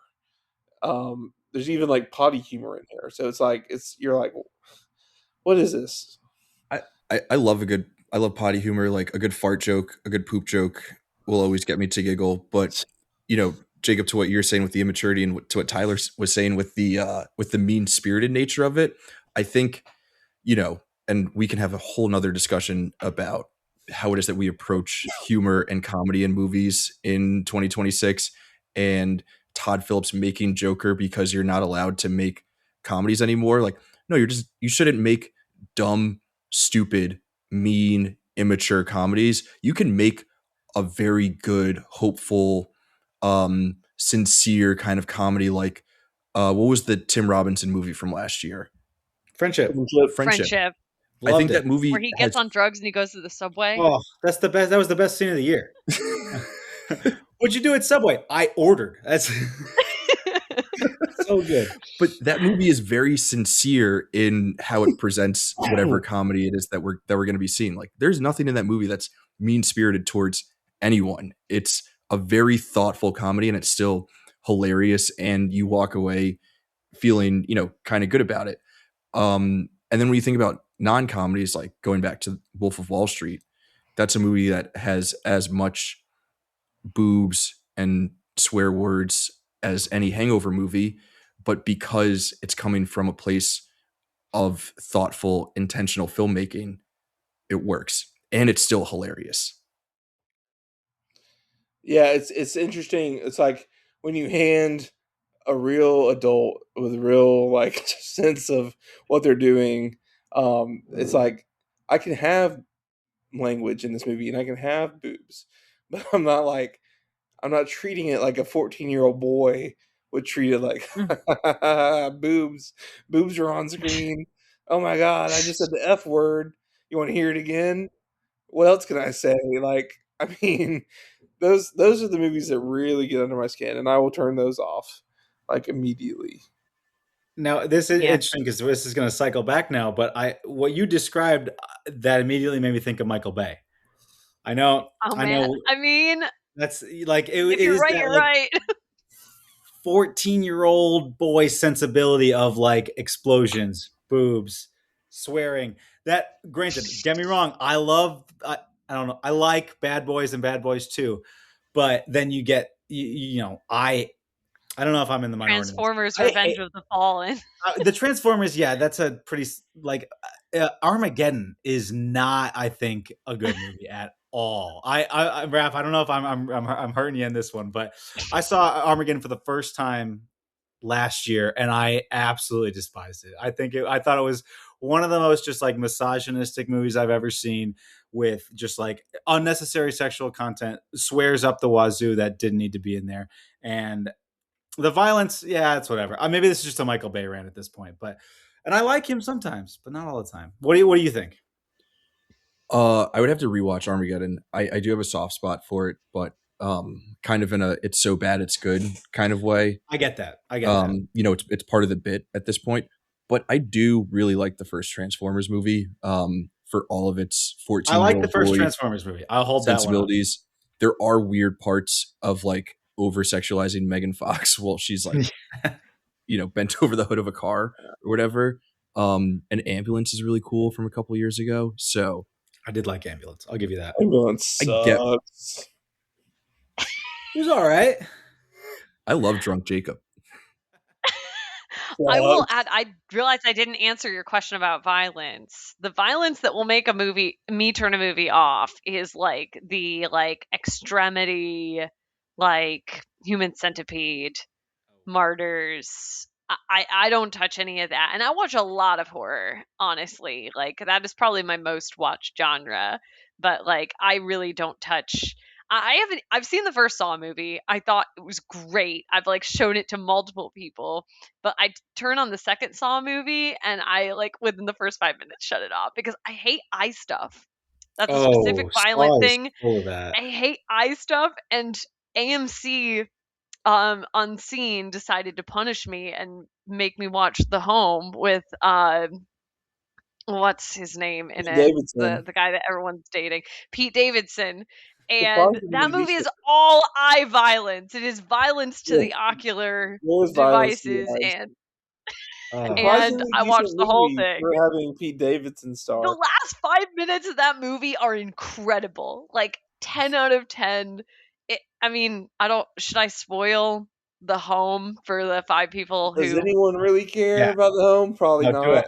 Okay, there is a scene where he grabs an old man's penis and twists it off in his hand in the last 5 minutes of that movie, and I laughed hard in the theater. I was like, it's literally that meme, like, twist his dick off, the old dick twist. What's this movie called? The Home. The Home. It's really not. Oh no, I'm gonna make it adding to list right now. It's fine. I don't hate Pete Davidson in the first place.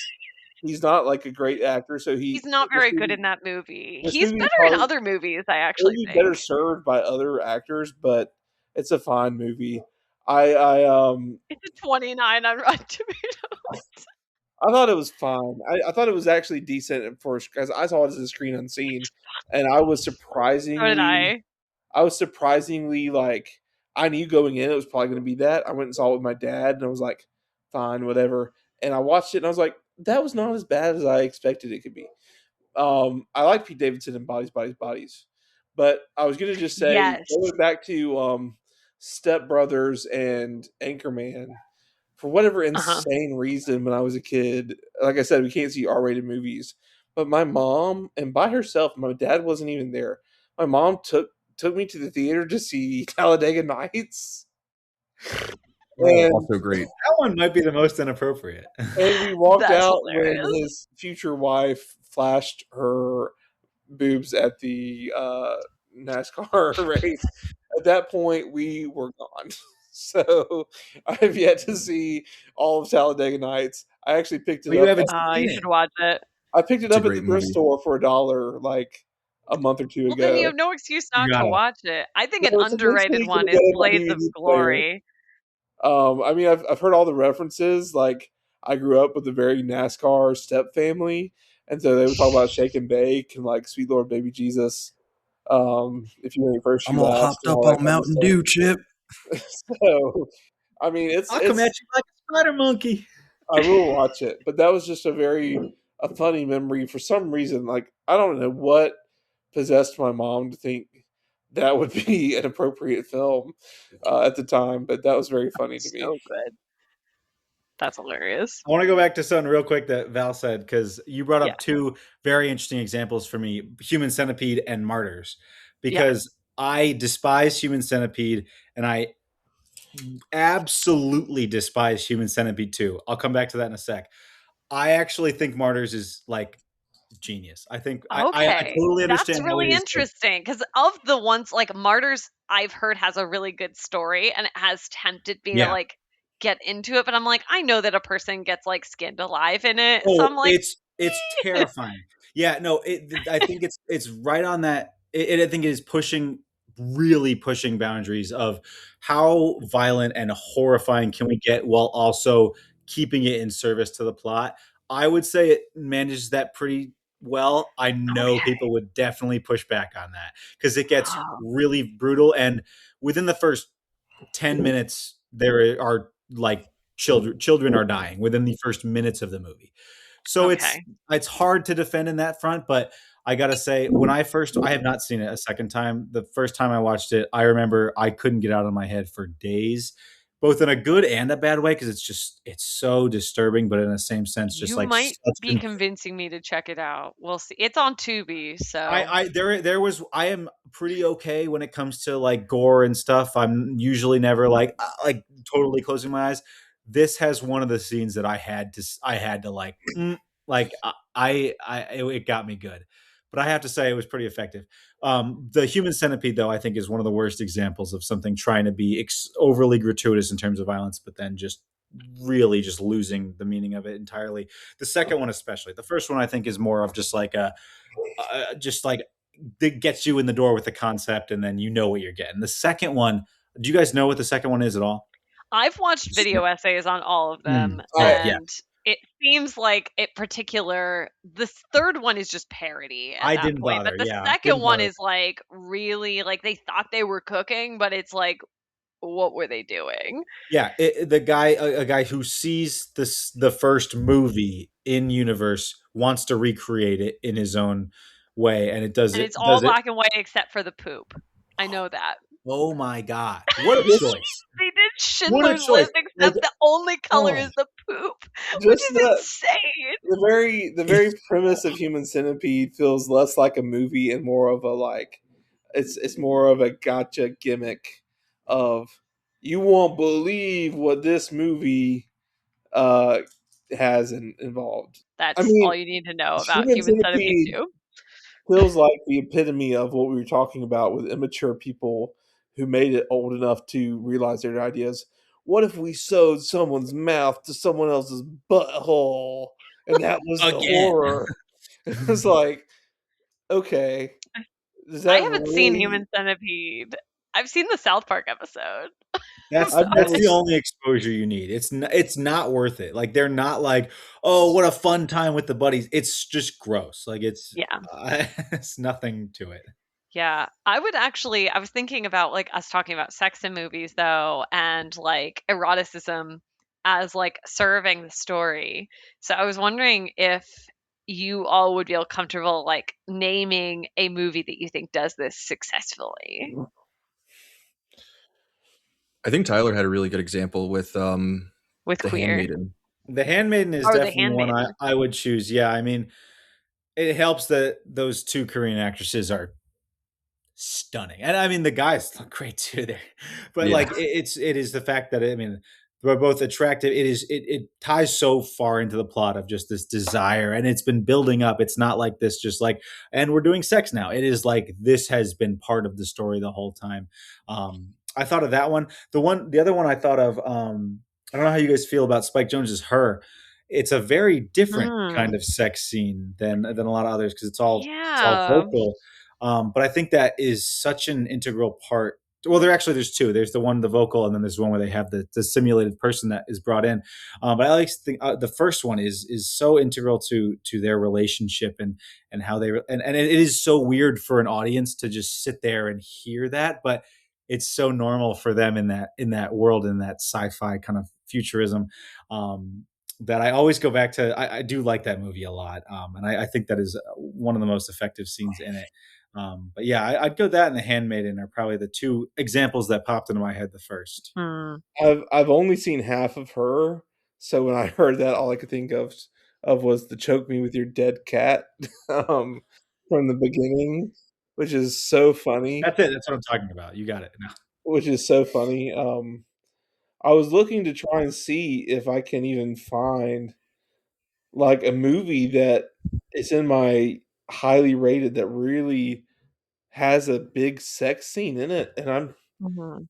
I'm kind of struggling. I mean, honestly, the closest I can get is like The Substance, which doesn't really have any sex scenes in it, but has a lot of nudity. Um, which was an awesome movie.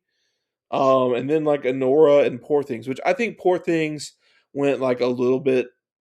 I also felt like Tyler maybe a little bit where in the middle section, I think it got a little carried away and probably could have pulled back a little bit in that regard. Also, Honora probably could have found a way to like rein it in just a little bit. I mean, after the first third, it gets away from that. But man, what is a movie with real sexuality in it? And I'm like, I can't honestly find one So that much. Everything Everywhere All at Once has a couple of scenes that are a little awkward to watch with like the I love that family, movie. with the dildo fights and like Oh yeah. people trying to jump on butt plugs. Parasite has a little bit of a sex Oh my scene. god. That Um, scene made me want to crawl out of my skin, That's a actually. wild one. but they're not The like scene where they're under the typical. couch, I was like, oh. These aren't even really typical sex scenes. I mean, like Everything Mhm. Everywhere doesn't. It's not like sex, and then Parasite is not like unclothed or anything. So like, I'm honestly having a hard time. What do y'all have? One movie that came to mind for me, and maybe this is a movie that a lot of people probably find mediocre, but it's Friends with Benefits with Justin Timberlake and Mila Kunis. And I think Haven't it's just seen because the sex in that movie is so real. It's like actually like how people have sex. Like he gets up and like runs to the bathroom. He's like, "Oh shit, before we get started, I gotta pee."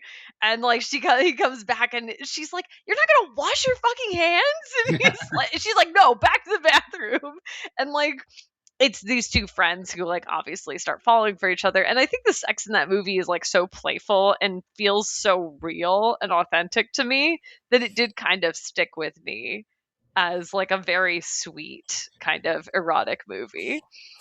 Are you, Val, is your question like movies that feel like they have real authentic sex scenes, movies where the sex feels like sort of lustful, or something where it feels I guess like what Wuthering Heights is aspiring to in terms of some sort of sense of yearning? Like what kind of examples are we looking for?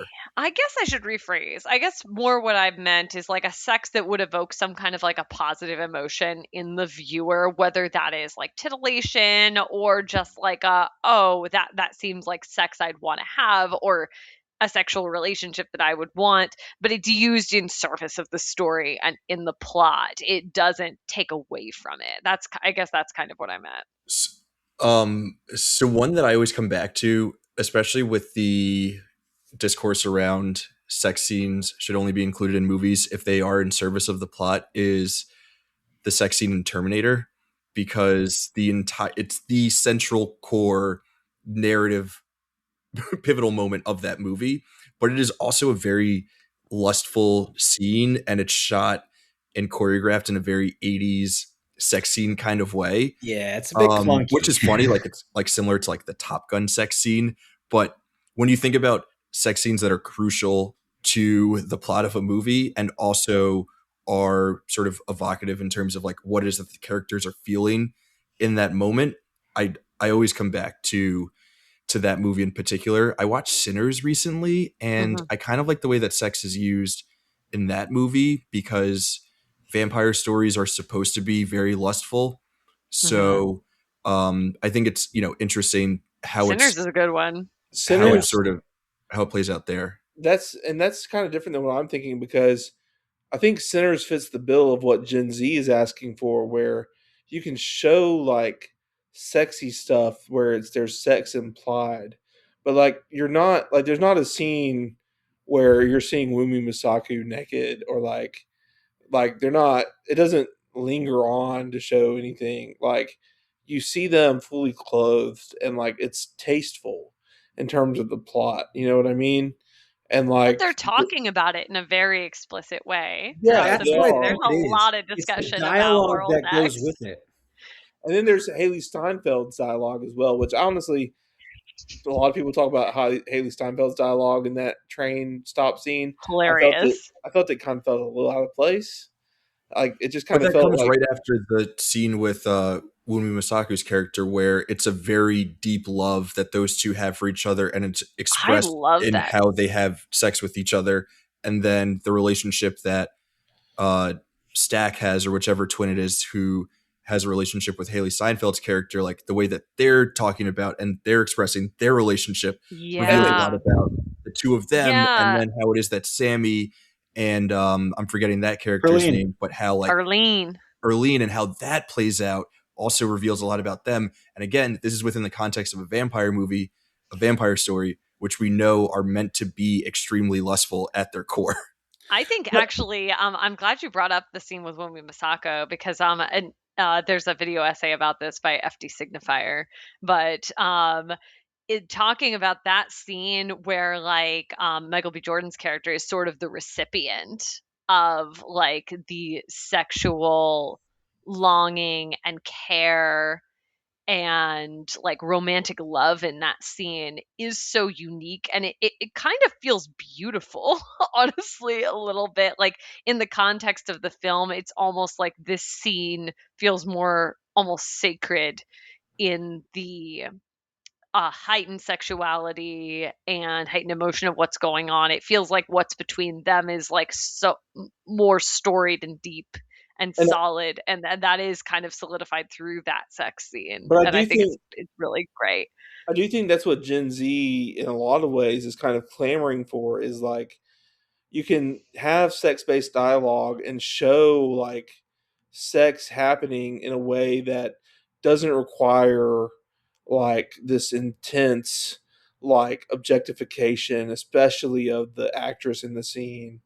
But really anybody, like you can push the story forward and get most of what you need out of the story aspect of the sex without actually like going into like really revealing scenes, which is funny because that's Hmm. again like outside of Poor Things and Honora, it's hard for me to find a movie I've ranked really highly. Like Titanic has a nude scene in it that people have talked about for ages, but of course is very overall tasteful. And then there's a sex scene that has no nudity, because that's a PG-13 movie.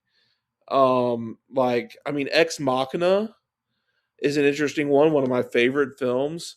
It doesn't have It's a any great sex film. scenes in it, really. It has some sexual dialogue, and then it has an extended scene of nudity. Like, would this be something I want to watch with my parents? It would be pretty awkward, but it's not sex on screen, and it's also like debatably not non-sexual. Um, Hmm. so like again, I would be interested, Tyler, if your partner watched The Favorite, what they would think of Yorgos Lanthimos' approach there, because Yeah, it'd be a tough. there's no like nudity that I remember. I I think you're right. I think that Emma Stone might have like one scene. I don't think there's any sexual content within The Favorite. It'd be a hard sell, that's for sure. I actually am not as much as I am a fan of Yorgos Lanthimos. I am not the biggest fan of The Favorite. I was not. That's actually probably one of my lower tier ones for him. My favorite of his is Dogtooth, which might be his most sexualized and his most disturbingly sexualized.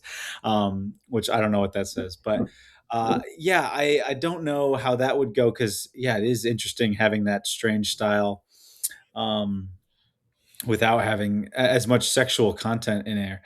Um, but yeah, I don't know. I'd have to maybe broach that one by her. I'd see if 'Cause I I love need to do a rewatch of it The myself. So Favorite is my favorite Yorgos Lanthimos, oh, and interesting. Okay. Okay, it has a So, Raph, what is your favorite Yorgos Lanthimos?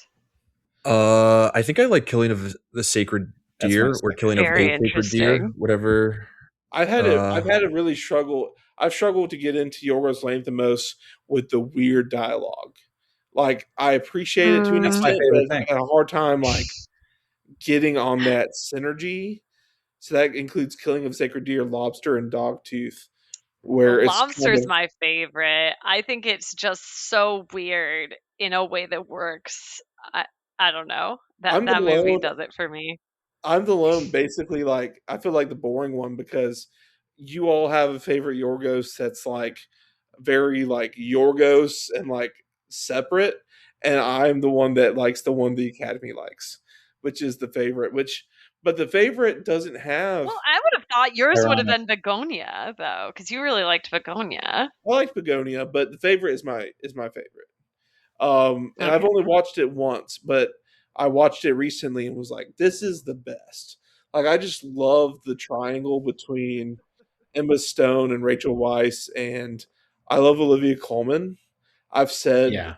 elsewhere, like, any movie where Olivia Colman gets to say cunt multiple times is like a great movie. Like, Yeah. no one can deliver that word like Olivia Colman. You know what I mean? And so, like, some Valid. people didn't love The Roses. I quite enjoyed The Roses because Olivia Yeah, Colman she to does get deliver to do that. Uh, But The Favorite doesn't have any nudity, but it does have a lot of sexual, like, there's a lot of sexual relationships involved there. Like, obviously Emma Stone and Olivia Colman have this sexual relationship that is kind of shown, kind of talked about in ways, but it's never shown like fully, which would have been wild. So I do have another movie, unless you guys had anything else on Yorgos Go that for I it. just wanted Yeah, go I want to throw out to see what we think about how it is that sex is represented. And it's a newer movie, so I know we're talking a lot about Gen Z and how it is that we see them relating to sexuality. But what did you guys think of Challengers? I'm so happy you brought up this movie. I actually think Challengers fucking rules, Yep. and Yeah. I think that's the objectively correct opinion. Oh, is Jacob going in with the whiskey because he thinks I'm wrong or he thinks I'm right? Let's find out. I just took a swig from the full bottle just for fun. I have not seen Challenger. I didn't say anything, but I did switch to the wine mom train. This is actually green wine, which I've never had before. It's all right. Green wine. I guess they harvest the grapes when they're green. It's white still, but Having never seen Challengers yet, I still need to get onto that. you should watch Challengers. I know that the sex in that is like not sex. Like, I understand that the tension is all Tennis. like, The tennis is Yeah, the tennis is sex and the sex is tennis. It's yeah. Yes. tension. Yes. Tension pretty much beats sex almost any day, unless you can really, really follow through. Like, if you, like, again, it's the difference between movies and pornography. Like, if you want to just be aroused, there's like a ton of pornography online you can go watch. But if you want to watch a But if you want to be movie, aroused with a story, Yeah. if you want to, Do we like, call that erotica? it's, yeah, I mean, if you want to watch, it's like people who say they watch porn for the plot. Like, if you're watching a movie for the if no. you're watching a movie for the sex, you're kind of in a weird spot at this point. Like, Yeah. you know, but the sexual tension in like something like Challengers, even though I haven't seen it, I understand that like two guys sharing a churro is like one of the most sexually charged scenes that you could have, and like that's the difference between like, I'm going to show you sex and you will be aroused versus like, I'm going to show you like characters, relationships, and they're going to be at the point where there's this tension that includes like arousal, and that's kind of a different. Mhm. That's a whole kind of different element. Where you can just Yeah. show two people in a scene and they're not having sex, but you feel the tension. That's kind of more of a movie thing. Yeah. I'll kick it to Tyler, have you Tyler. seen it? Oh, Challengers was my favorite movie of the year it came out. I've actually Hell still yeah. only seen it once, and I meant to see it many times after I watched it in theaters because I know I love a movie and I know it's going to be one of my favorites when it ends and the credits roll, and I'm like, start it over. Like, let's do it again. Like, I was sitting in the theater and I was like, I would pay money to just go up to the projections and be like, just start it over. I'll be here. Just because it's electric. I mean, it's so funny how one of the sexiest movies of the decade has zero nudity and I mean, no real sex in it. I mean, there's the makeout scenes, the threesome makeout scene, and then there's Josh O'Connor and Zendaya like about to hook up, but there's the sex in the movie is the tennis. That the final scene of the movie is literally a climax Incredible. presented to you, and it's fantastic. It's such in service of these characters and of the story we've been building to. I think the music is such a big part of how this movie works too. But I'm a huge fan of Challengers. I would probably say it is one of the sexiest movies we've gotten in a while. Mhm. But I also think that is tied to how great Luca Guadagnino is about telling stories relating to sex, but also creating humanity out of it. I haven't seen Call Me by Your Name in a long time, but there's the very famous scene with the peaches in that one, which I think isn't my favorite scene of the movie by any means, but I think that he has quite a clear relationship when it comes to sex and to desire when it comes to something like that.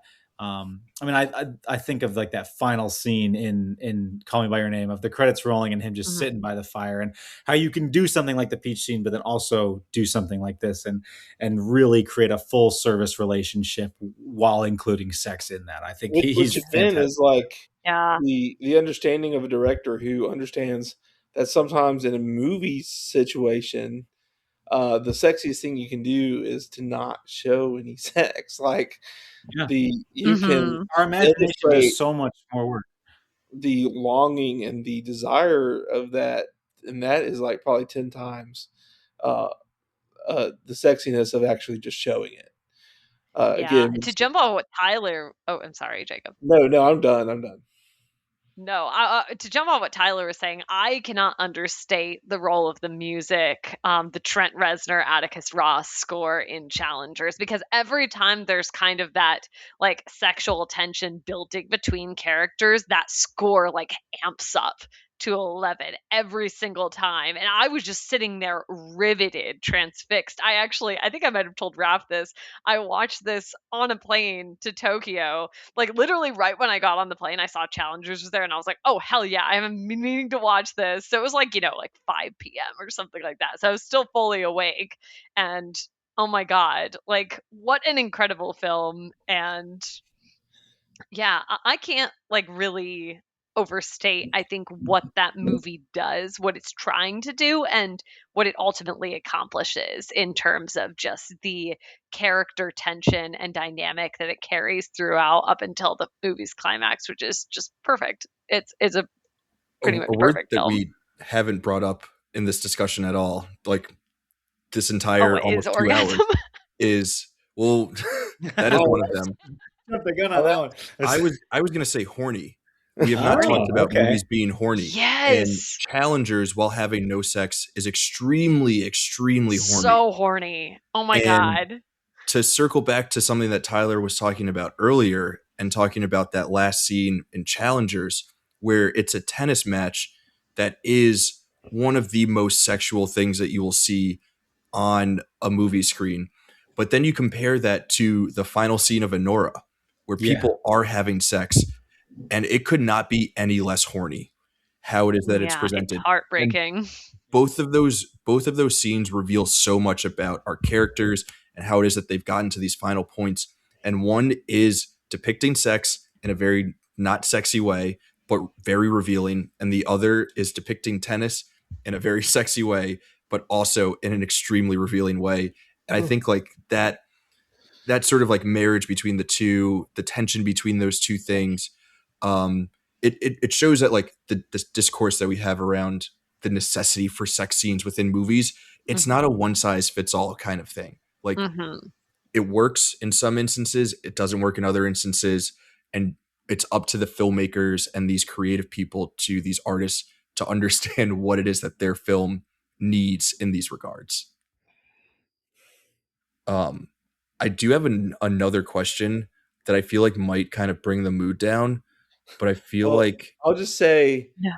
before you ask that question, and just to say, I think it's interesting the duality of like we're sitting here talking about sex in movies, and we agree that there's a place in general for it, but like the movie that we're talking about being the horniest movie actually has no sex and no nudity, Mhm. and and so Horny is a state of mind. what we're really talking about is like there's a place in movies for horniness, and like you can if nudity can be involved in that if it's appropriate, but like that's kind of separate even from like sex and nudity.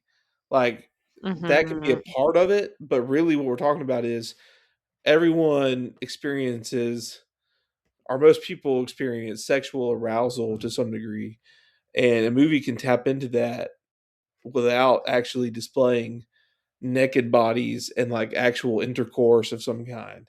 Like, For sure. that's not necessarily the key. The key is Mhm.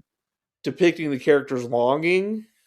I think we all understand longing, and then like you can make scenes and using music and using visual cues that have like Mhm. nothing to do technically with sex, and like emphasize that way more than just a simple sex scene necessarily could.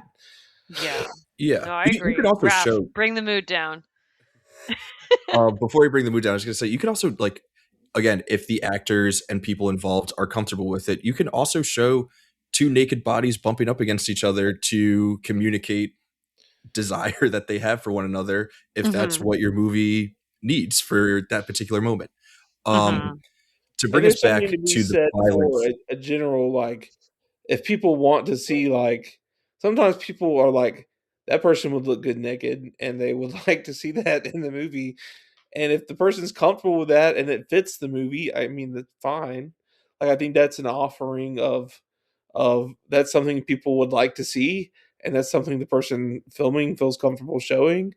Then okay, that's a thing. But like, that doesn't necessarily always. You have to be very careful with that. There's a lot of parameters to that. Now, Raph can bring the mood down. so to bring us back to the violence portion of the conversation, and like if we don't want to talk about this, we don't have to talk about it. But I Mhm. do think that something that has come up with how violence is depicted in movies um, is the idea that violence that people see, particularly that kids see, will then Mhm. influence their desire to do violence in real life. Like we're very removed from the discourse around it, but like The Matrix, maybe or maybe not. Well, definitely not because the timing doesn't line up. But like The Matrix being blamed for what happened at Columbine It is came out like afterwards. yeah.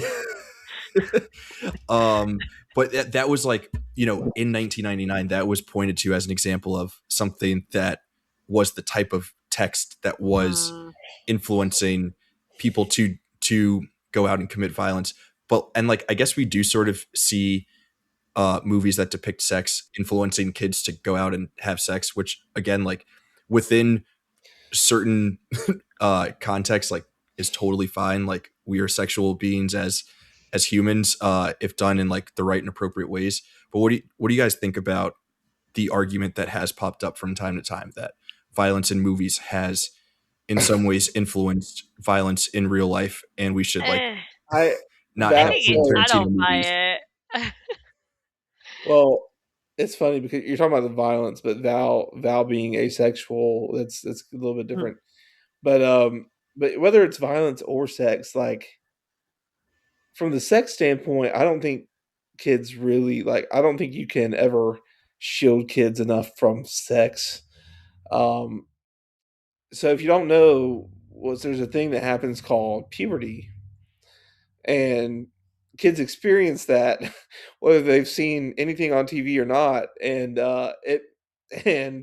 most kids when they hit about a teenage age just kind of have a natural instinct.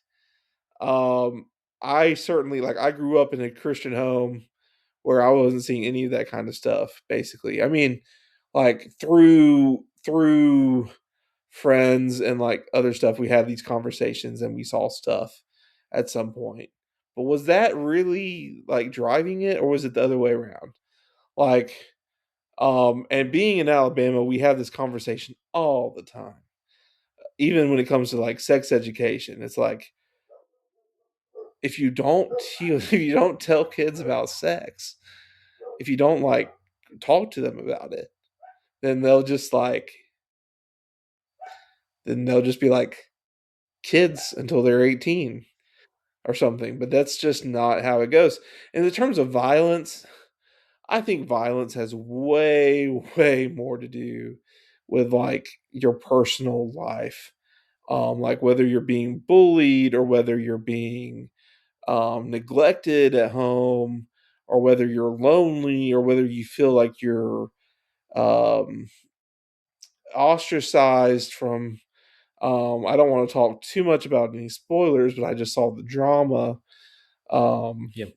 last week, and I mean, it's this thing of if you're violent, sure, maybe it's one small ingredient in the cake towards violence, like, but honestly, people talking to each other on like 4chan is a way bigger problem than I saw a movie where people got shot. I don't know Hmm. what movie would really lead people, even kids, to the point of I'm desensitized to this like we'd have to have I think our culture would have to be even 10 times where it is now from just a movie standpoint um to really be a large enough impact to even really talk about. I really don't think that's what's going on. I think with access to the internet, movies and books and like what you see on TV is like a drop in the bucket. And honestly, I think people talking to other people about like I'm lonely or I'm bullied and they're like fuck those people. You should bring a gun to school and just like you should show them who's boss or something. Like that's the kind of stuff that really to me is like the key. I don't think kids are playing Grand Theft Auto, running over people on the sidewalk and being like, "Oh, that's fun." And a video game, I'm going to do that in real life. Like that would be so fun. I don't think that's happening. I think that's mostly hogwash. What do y'all think? Yeah, I totally agree. I think that it's such a like you can look at any person who's committed this type of like in type of like a mass shooting violence, and you can be like, oh, he watched these movies and they played these games or something like that. But then you look at all of the other people in the world who have watched all of these same things, who have maybe played these same games or whatever, and have never had that sort of inclination. So I feel like it is often just kind of like it gets lumped in because it's there and not because it's part of the larger story. Um, but yeah, it is tough to kind of think about. And then movies are addressing it. The drama is a great example. Did you guys see Good Luck, Have Fun, Don't Die this year? Mhm. No. I have. Pretty underseen one. Did you see it? Yeah. Yeah. It has a thing about mass shootings in it that I thought was right on the line of like this is like finding some really great satire, but is right on that line of like being too close to truth. But I still think that movie is really fun. But it's definitely being addressed at this point. And because I mean, we see violence on such a day to day basis, and it is so baked into our social media now. It's not just into movies and TV. I mean, I feel like you could scroll TikTok for a minute and you would find a video of some awful injury or potentially even like a death or something like that. Like Jeez. it's all on our internet now. And it's so readily available, even if it is just like someone slamming into a wall or something like that. Like it's still like a potential visceral injury that we're just like, ah, that's funny. What's next? It's I just part mean, of our social media culture now, I feel like too. I'm a quote unquote good kid and I went to Live Leak at one point because Exactly. We all did it. Like it's part of. I don't want to totally generalize, but I remember like at sleepovers and stuff being like, oh, like let's watch one of those videos and stuff like that. It's part of our fascination as humans, and I know some people don't have quite as much of a morbid curiosity as some others, but I feel like if you ask the majority of people would be like, yeah, I've seen something like that in my life or recently. Yeah, and Val, I'll want to hear your thoughts on this as well, but I don't necessarily like totally buy the idea that like we should blame movies and TV shows for the kind of violence that like we see perpetrated in real life. But I do think, when we're comparing it to sex and how both of these things play out in movies and how it is that they play out in real life. I think Jacob kind of touched on this, but sex is something that is like very inherent and universal in the human experience. And I think violence can be kind of inherent to us in our like human nature. But I also think that a lot of ways that violence is like performed in real life is a learned behavior. Whereas I don't, now that I'm saying it out loud, there are a lot of ways that sex is performed in real life that is learned behaviors, but it's something I think that we place too much emphasis on trying to curb the learned behaviors of how it is that sex is performed in real life and how it is that we relate to it in our real lives in a way that like isn't helpful to people, and we don't give that same attention to violence and how it's learned. And I think that movies, while they're not like the ultimate thing to blame for that, do play somewhat of a factor in how it is that we as a society, as people, learn how to do violence in the real world. And I do wish that there was a bit more responsibility from the movie industry and how it is that it presents violence, because I would like a world where like everyone's having sex and like having a good time and being lustful and super horny and like playing tennis with their friends. And I don't want a world where like people are dying. That's fair. Well, I will say too, and this is like really full disclosure, but like from a sexual standpoint, like I've only ever been with my wife because we grew up in a Christian school, and we got married like right out of college, like right when I went into, right when I got out of college, right when she was in college, and so like, but before we got married, I mean like I went to a Christian, tiny Christian school. Like we didn't have anything in the way of like sex ed, and really the stigma was like you cannot have sex was the thing. And so like The quote even from Mean if Girls: "If you have sex, you will get You'll pregnant." get pregnant and die. Yep. like we were more worried about getting caught, we would be more worried about getting caught like per se buying a condom than we would be about like the potential ramifications of not using a condom. So like, you know, that has effects. And I mean, I'm like hmm I'm talking about I'm the best kid out of a group of decent kids. And I mean, we all have that in us. Most of us have that drive that's natural. So like, you know, trying to understand whether it's through sex education or movies can help you with that actually, if approached the correct way, to be like this is a natural thing, but you need to be like understanding of all the potential drawbacks of that. You through many stories I like guess you can have that, and the not word is watching those movies normalized. can actually detrimentally affect you. The word is normalized, right? Like we think Yeah. we want sex to be more normalized, and we kind of live in a world where violence is normalized, and movies play somewhat of a factor in that. I would argue.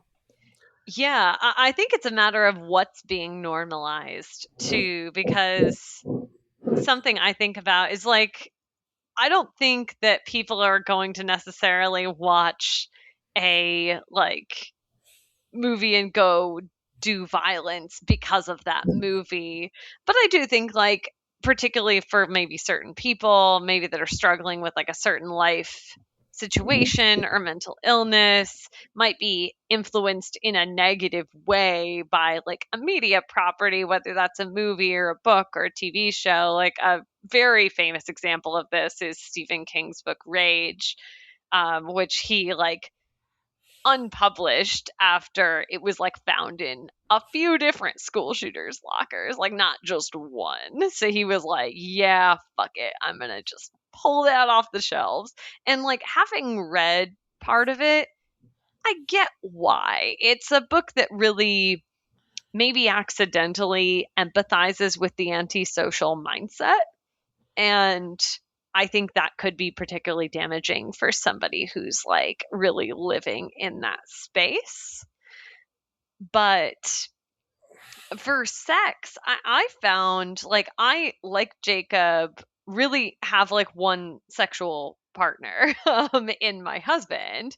And I mean that's not to say that like I didn't have like non like intercourse encounters with like other people, but like, you know, the church was weird about that. And you feel all kinds of guilt about it. And I didn't feel like movies gave me much of an education on what to expect in that regard. So I think it's almost kind of refreshing when a movie portrays sex in a way that feels real and authentic, because it doesn't really give you a great expectation if you're going in from like a no sex ed perspective and your only education is like Titanic or PS I love you or whatever. It's like then if you're going to have sex for the first time, you're like, wow, I don't know what the fuck is going And we'll on. talk. We can talk too a little bit. I have something I want to say Mhm. off the air about some of the sexual stuff. But the from the violence standpoint, you know, we brought up Joker, and we didn't really talk about. There was a lot of discourse about that movie and whether it might inspire people to violence. And the other thing we haven't talked about Mhm. is the mix of our two things, which is sexual violence, which is a Oh, bit of a different do we have to talk deal. about that? Um, anyway, I just from a Joker standpoint, Raph, like I haven't watched it except for the one time. I actually thought it was a really intriguing mix of King of Comedy and Taxi Driver. And you can obviously dispute me on that. I don't really care about the Joker character that much.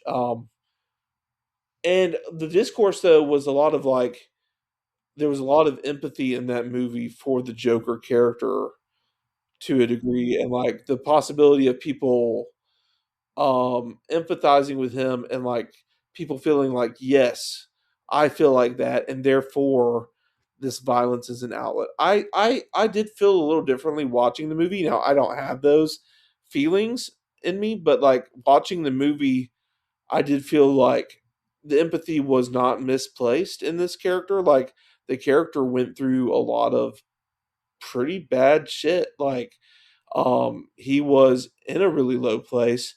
I think the empathy was okay, and understanding from a certain standpoint that his actions were not excusable. Like I Mm. didn't really necessarily feel like the movie um fully glorified what the Joker was doing. It I does. felt like Arthur Fleck was It fully being excuses and borderline celebrates the behavior that that character carries out at the end of the movie. I understand a movie wanting to express and communicate some sort of empathy towards people who struggle in similar situations. I think that that's a very valuable thing. I don't think that this movie did it in any sort of like honest or thoughtful way. I think that it used a very difficult subject to tell a mean spirited story that at the end of the day celebrates bad behavior that is counter to what like we want to see in the world. And along the way, it does it by poorly ripping off of movies that explore those topics in very interesting and like holistic kind of ways. I think that everything that that movie does is absolute bullshit. Like there's there are like no redeeming qualities of that dude, movie whatsoever. just It also like looks like shit. to fully express my side of the issue again, having I haven't seen it a second time, so on the second viewing I may change some, but like my first watch of it was I felt that it was, I mean, there were obviously heinous things committed by the Joker character, and I think Joker Folie à Deux, even though that was a extra bad movie, kind of leans into this idea of Arthur Fleck losing himself because of his abuse to this Joker character and committing these horrendous acts.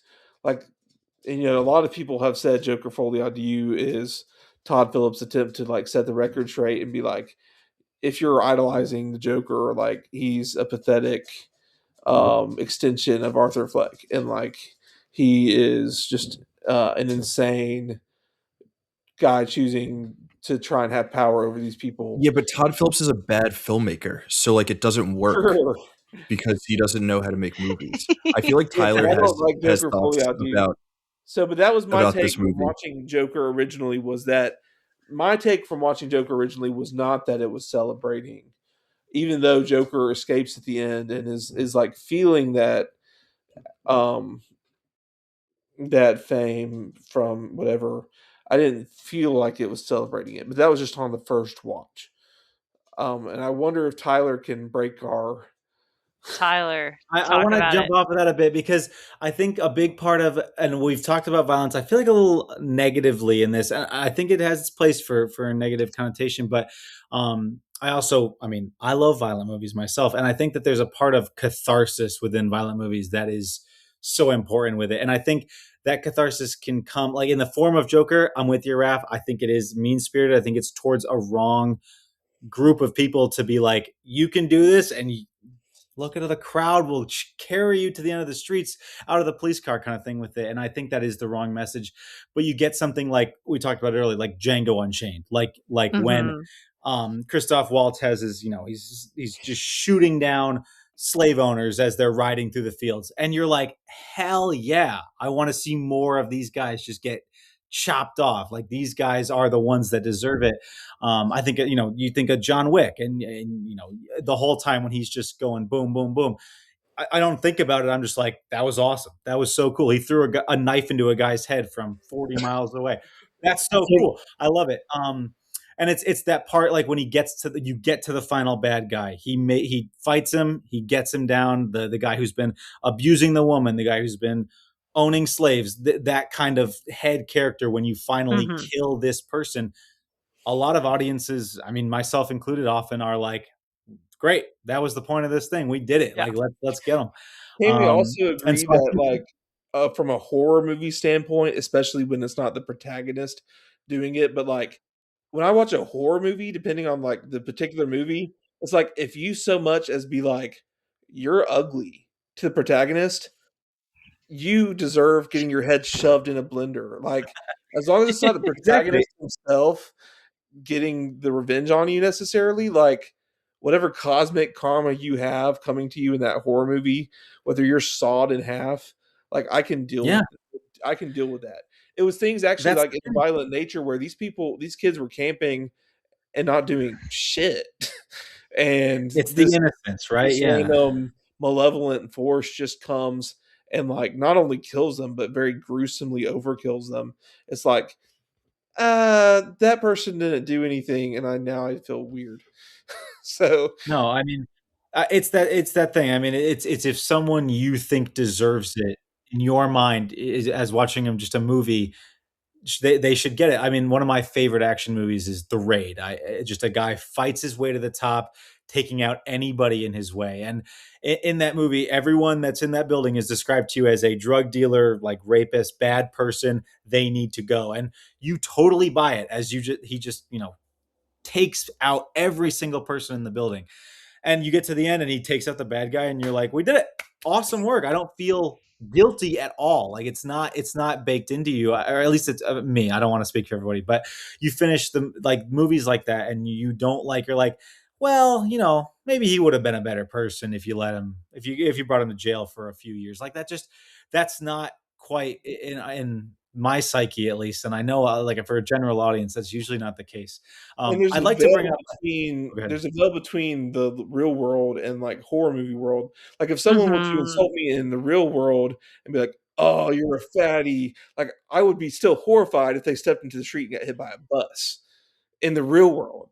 But in a movie, if they're like, oh, exactly. You fatty, and then they step into the street and get hit by a bus, I'm like, that's what you did. Yeah, exactly. That's true. I do want to shout out another great catharsis evil villains all die movie, and that is the 73 Lady Snowblood, which was the influence for Kill Bill.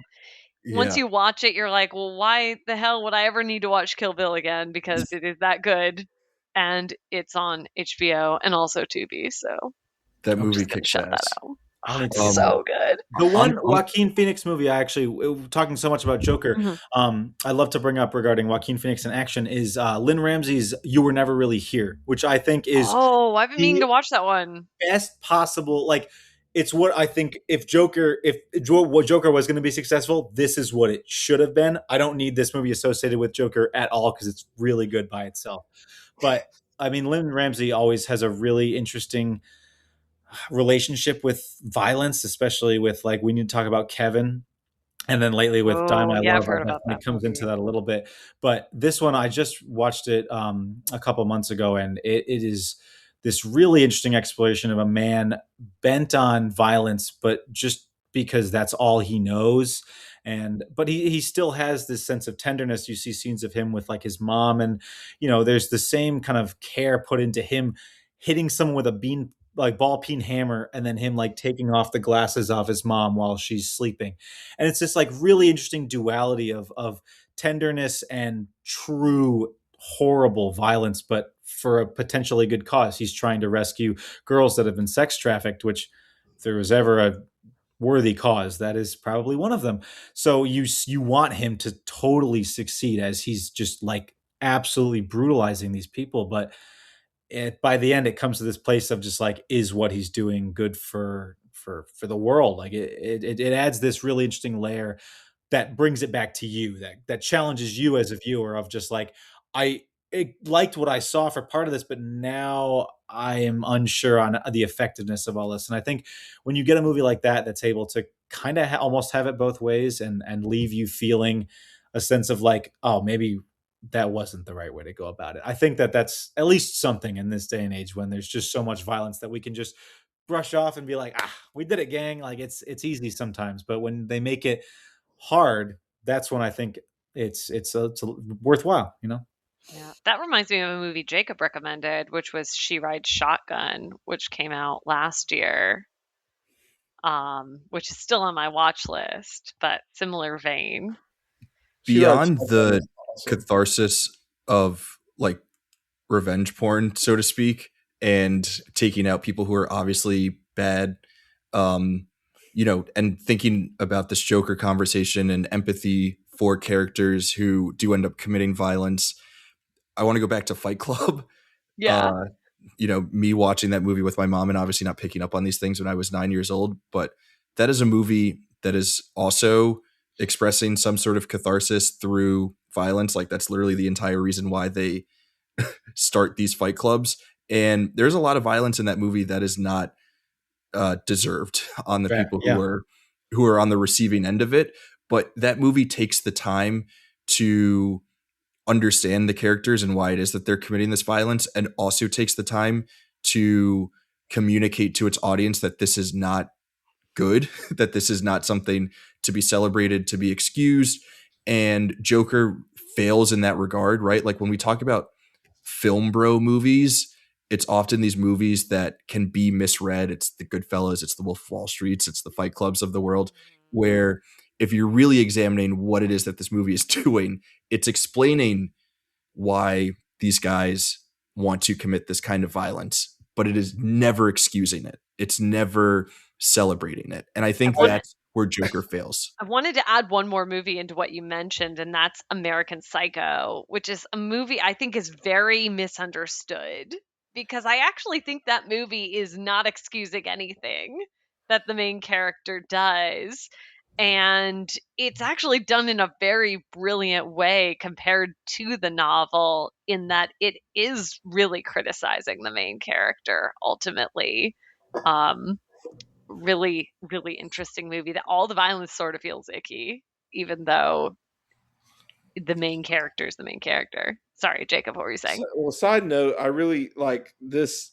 There's been a couple of times where we talked about this, and I'm like, again, I've only seen Joker once, and I'm not like a huge Joker defender, but this really makes me want You're to the have like Joker a guy. movie fight style episode where me and Raph and maybe someone that's a little more in between just talk about Joker and just like go Oh full God. bore on trying to tear apart Joker and whether it's like okay or not. Um, I had another thought though was because I was talking about horror movie rules where if someone is bad then I like lose all like the most insignificant like thing that they do. I just lose all like empathy, and they can just like go in a wood chipper, and I'm like fine. Um, but like there's a movie that has mostly defied that, which is specifically Final Destination Bloodlines. As you all know, I love Final Destination Bloodlines, and That movie's really good. none of those people in particular deserve the like horrifying, gruesome deaths that come to them. Um, but for whatever reason, that movie just like the way that it's structured and the way that it's like, on the one hand, it's like you could say it's mean spirited because these are people who are trying to avoid death that get brutally killed. But on the other hand, it's like, I don't know. It's like the fact that it never says anything about their character. It's just like you escape death, so you just have to die. It's more like a natural Mhm. thing. It just comes to them, and that's kind of fine. The only moment, like literally, Final Destinations Bloodlines is basically a 5 out of 5 for me until the very, very last scene where the last two surviving characters. Spoilers if you haven't seen Final Destination Bloodlines, go watch it. But like they have like basically cheated. They've basically cheated death and survived it. And then there's just this kind of throwaway scene at the end where like, oh no, they still die. And that felt a Oh, little bit interesting that you think of that a throwaway scene. I think that is the like the epitome of Final Destination. That I love that they get to this end and it doesn't matter. Death will come for you in the end because I think that's the whole point of the franchise. I think it is. I don't know. It is a little ridiculous that that specific example of the final bit of that movie. But I I think remember my whole theater was just like we all like clapped when that happened because it was just like yep. Because if they get away with it, it's like oh okay. for I me don't know. it I was kind of expected like it, and maybe that was it. where it established the rules, right? Where it established the rules is like if you die, then death can skip you. Now, technically, yeah, then the reveal is like, oh, you didn't really die. You just stopped breathing. Yeah. But like, but but to me, it was like everybody was trying. They knew the deal. They were trying to avoid it, and then you let these two very good-hearted, very normal people, like you let them do avoid it at the end. And like to me, I would have felt a lot better about the ending if it was like they escaped all of that only to get sucked into a new premonition where they were going to have to do the same thing over again. Like that would have been to me like the great ending. Like if the train derailed and a bunch of people died and they were like, and then they saw it and they're like, oh my god, like oh my god, we got to do this all over again. But like just them dying after all the effort they put in and like everything that happened, I just felt it was kind of like I feel kind of bad for them. Like that was kind of cheap at the end, but the rest of the movie was literally like a 5 of 5 for me. Like it knew what to do and then it knew when to get out of there because it was in Yeah. And they're danger of coming out with becoming. another one. It was revealed at CinemaCon. Oh I wow. All love the right. bloodline concept too. Like that was just genius to me. But I was I a do huge think it comes with the genre though a bit. I feel like when I'm going into a horror movie, I sort of know that there's going to be this level of inflicted pain or like suffering that maybe I just like am already prepared for knowing it's going to be a horror movie. Whereas when you go into something that's a little bit more like thriller action, I'm not quite as prepared, but I mean, I guess that can kind of differ on like, who's directing and who's going to be in the has movie or something like has that. anyone But seen Mhm. Irreversible? I have not. Mm-mm. None of us have seen it, so we can't talk about it. I've I've always only wanted to seen find the right time for it, but I don't know when the right time to watch that movie is. Yeah, it's never I, gonna feel like the Yeah. actual right time. I brought it up because we talked about Gaspar Noé, and I do love. I've only seen one Gaspar Noé film, and it's Climax, and I love Yep. Me too. Climax. I think it's a great film, but I've seen the Climax makes. is another film I've been worried to watch that it would be too much for me. So, It is a little bit. Climax doesn't have very much sexual content, though. It's Not got a little. sexual content. well, No. no, more Disturbing content, just yes. disturbing content, I think. It has a lot of sexual Like along the dialogue. lines of French extremity going there. I had an absolute blast watching Climax. There's some violence, obviously, especially at the end. It devolves into violence, but so much of the movie is like this weird disturbing of just the dance energy.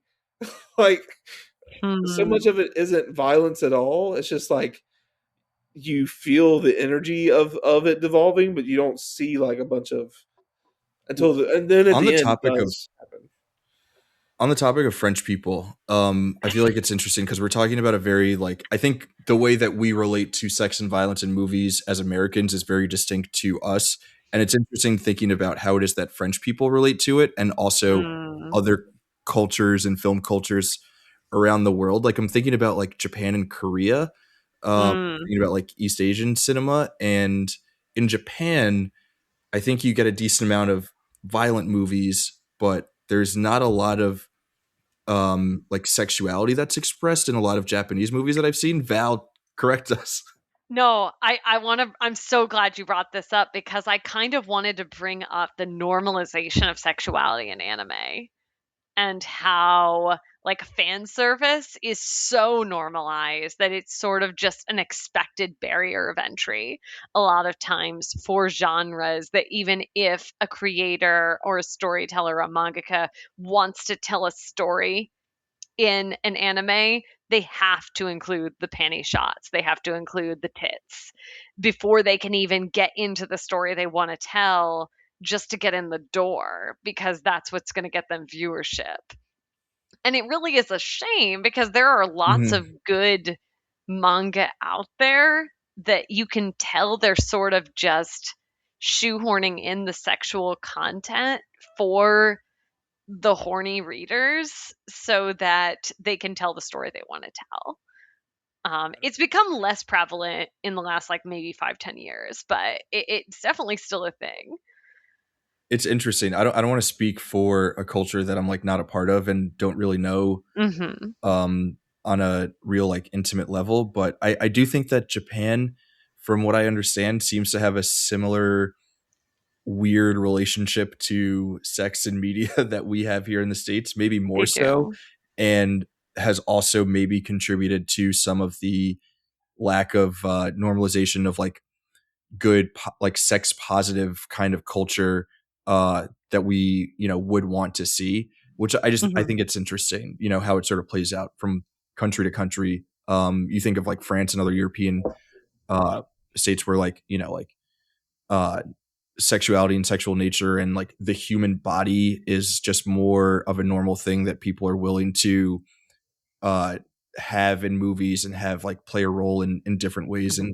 in films, and like breasts and butts and penises are like shown in movies in like very non-sexual ways because it's just like part of the human body, which is like Yeah. also part of how we normalize this. Like if we're always like, no, don't ever show boobs in a movie because then that means that we're all going to be horny. Like, no, sometimes boobs are just like there and Yeah. it's like not in a sexual setting at all, which yeah, I don't have an actual thought or question about it, but I got to piggyback too, though, a little bit on Val's point about the anime part of it, just because as it relates in general, and I think we probably all feel the same way about this.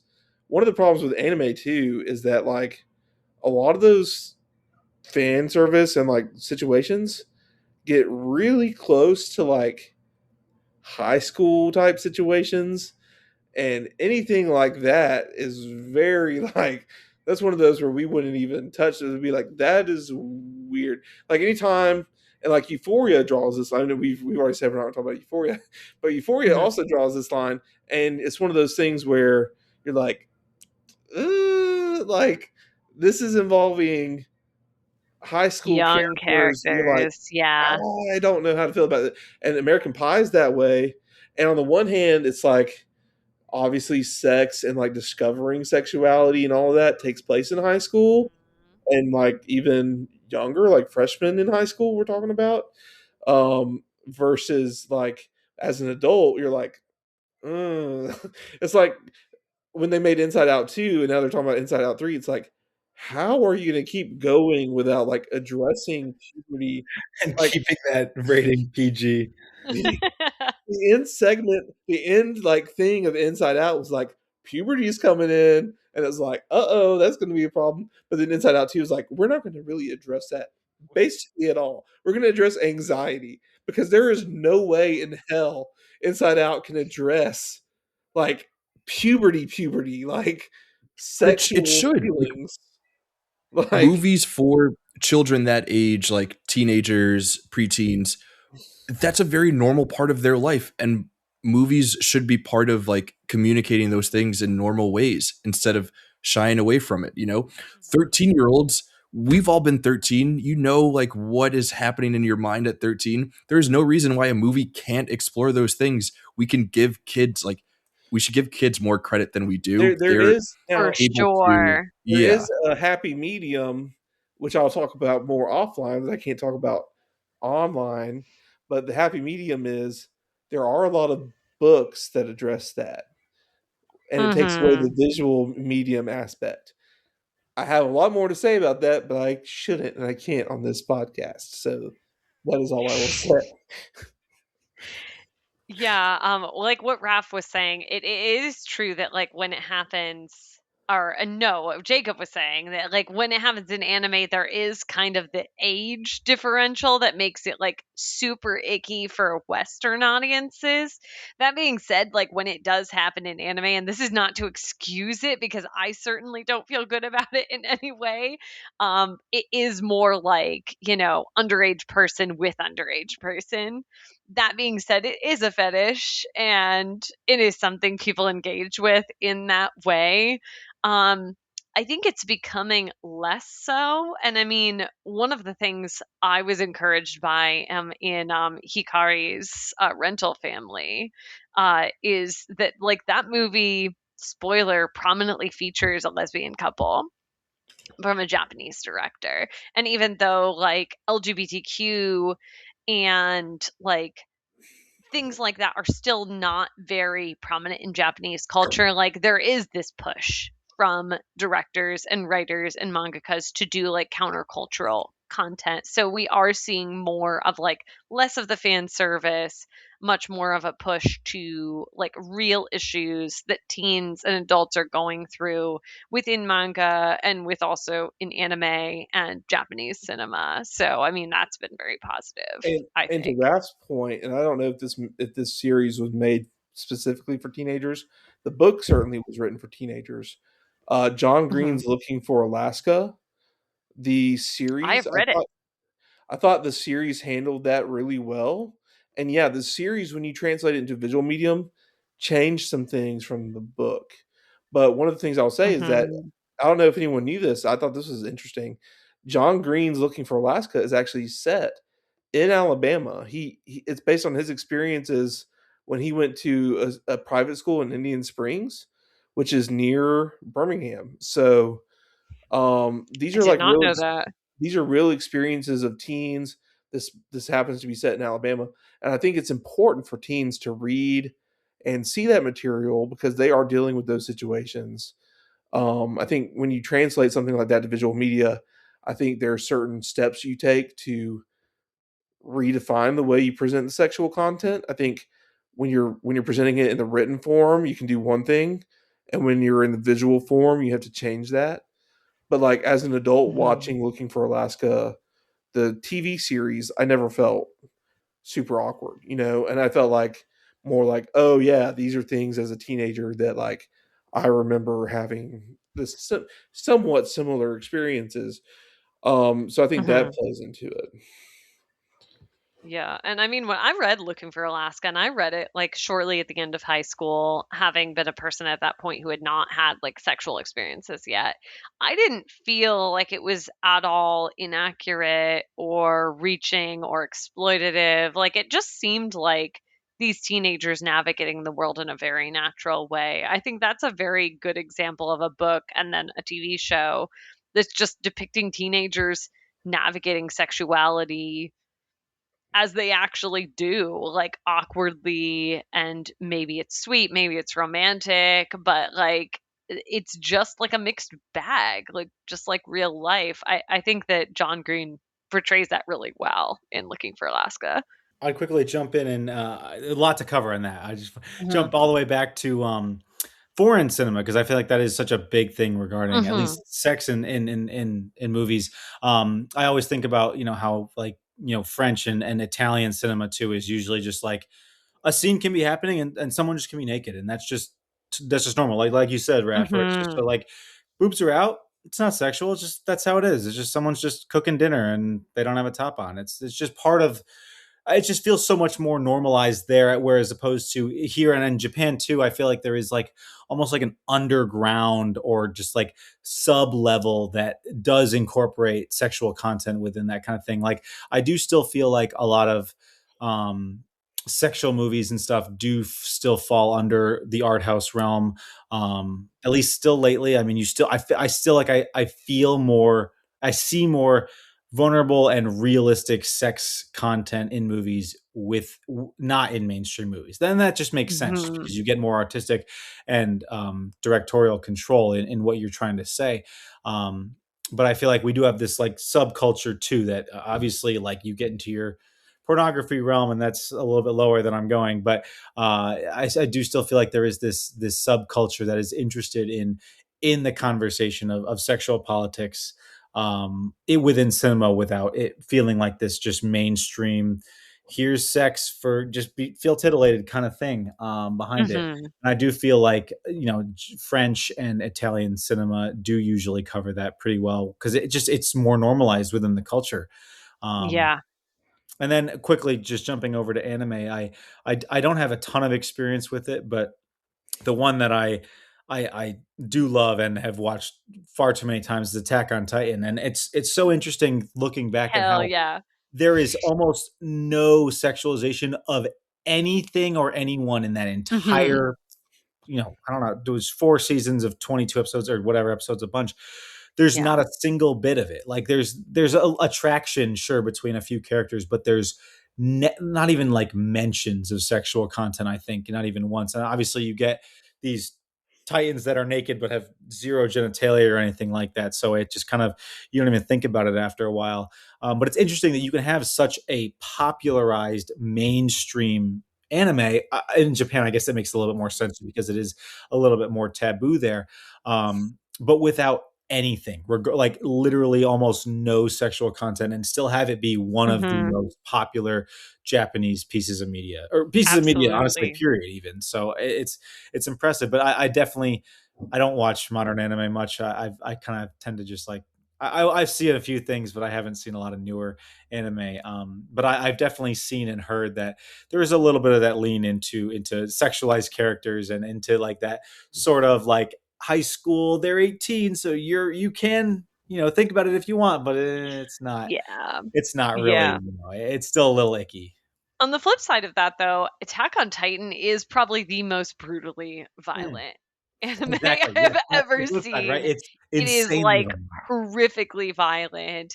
And I mean, I'm coming from a place, but I love Attack on Titan. I think it's wonderful. I've seen every episode. But it is very violent. So there is kind of that flip side of like, is it alienating to people in that way? Are people drawn to it for one way or another? Um, Other anime I think of as like incredibly violent is maybe Tokyo Ghoul, especially Yeah, season one.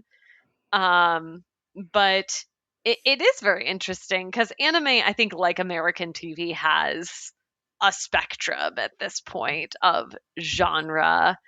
Um, the draw towards like sexual content, particularly with teenagers, is sort of more prevalent in the romance genre, but still kind of in the main. But I think I almost wonder, and I don't have proof of this, if Attack on Titan had some kind of role of presenting this incredibly popular anime and being like, this doesn't have a lick of sexual content, and look how much money it's making, and look how many people are watching it. And I wonder what role that had in kind of changing anime, maybe for the better in that way. And we don't have time to get, like, super into it, but it's like we didn't even talk about the whole old theory that sex sells. I mean, we're talking about, um, like, we would be watching whatever pure fine thing we're watching on television, and then we get the old, early 2000s, late 2010s, early, Hardee's commercials, where it's just a oh girl Oh my yeah, completely god. eating a burger. It's like, I mean, we had people in our community like writing the FCC about that. I Which, remember watching the Super Bowl at my church and the pastor like turning off like the projector to like go on a rant about the Hardee's commercial. I mean, that's a whole other, like, that's not even the actual movies or shows that we would be talking about. That's just like commercials. But like, obviously, there's the element of like people. Obviously, that was because people believe, well, the old adage, sex sells, and we need to, if we put sex in there, people will just associate it well. So, And I mean, I had to bring it up because I wanted to look. Wuthering Heights is, as of right now, the 5th highest grossing box office worldwide for this year. Are you kidding me? I looked it up right here because I wanted to know. I didn't think it would be contributed to that. I saw it Me in too. IMAX. Yeah, me too. I was part of it, but I mean, it's definitely true because even though we all agree that it seems like it's really tame kind of thing, it is still sex, and it's clearly still selling. I mean, I mean, I think that trailer did so much justice for, at least just for people who wanted to see the movie. They were like, "Oh, I'm in for that." Jacob Elordi's lifting Margot Robbie off of her corset strings. I already bought my tickets. I'm which is sure that was part of insane. a lot of Because people's the thinking. best thing about the movie, like when you watch the movie in the theater, the best thing about the movie is not got anything to do with sex. The sex was all muddled and problematic. The Yeah. the seeing the cinematography and the costume, the production on design, like, I didn't regret going to see it because it is that visually appealing. But it's like, just get your story together and like understand how to incorporate sex into this. And like, the sex was furthest from, like, that was like a detraction of the movie, and that was probably what helped get it to sell. What a great conversation. This has been absolutely This has delightful. been good. Yeah. I feel like we could go on for hours. Seriously. Yeah, we probably there's should so go to many bed. movies that I have written down here that I still feel like we could cover, but it's just whole Yeah. conversations. I have a few other questions that I have, but I don't want to open those cans of worms. Oh my god, do we want to do like a sex and violence part 2? There's enough content out there, that's for sure. Hell yeah. I mean, sex sells, so Hell yeah. we just said Sex it. sells. Here we Yeah. go. If we're trying to get people over to the Saw YouTube page, we just got to keep. I It's was going to say we got Wasteland to after keep giving them dark. sex, but This is what it's that all about. sounds so wrong. We just I need got a a really million steamy shorts thumbnail for this one. of drunk Jacob, and we'll get our 100 subscribers. It'll Yeah. happen. Jacob with his bottle of whiskey, just ranting and raving about any and everything under the sun, Hell yeah. and we're good to go. Well, this was a great conversation. Honestly, maybe we'll do a part 2, but this was a great conversation about sex, violence in movies, how we feel about it, how it affects our movie viewing experience, the story, etc., etc. But thank you, Jacob and Tyler, for joining us. Thanks for Me and having me. Raph, the Fantastic. co-hosts of Saw After Dark. We are And- all properly drink filled at this point and filled ready for We bed. managed to have this conversation with minimal language and absolutely no sex or violence. Show's not over yet. No. It's not too late. Should I take my shirt off?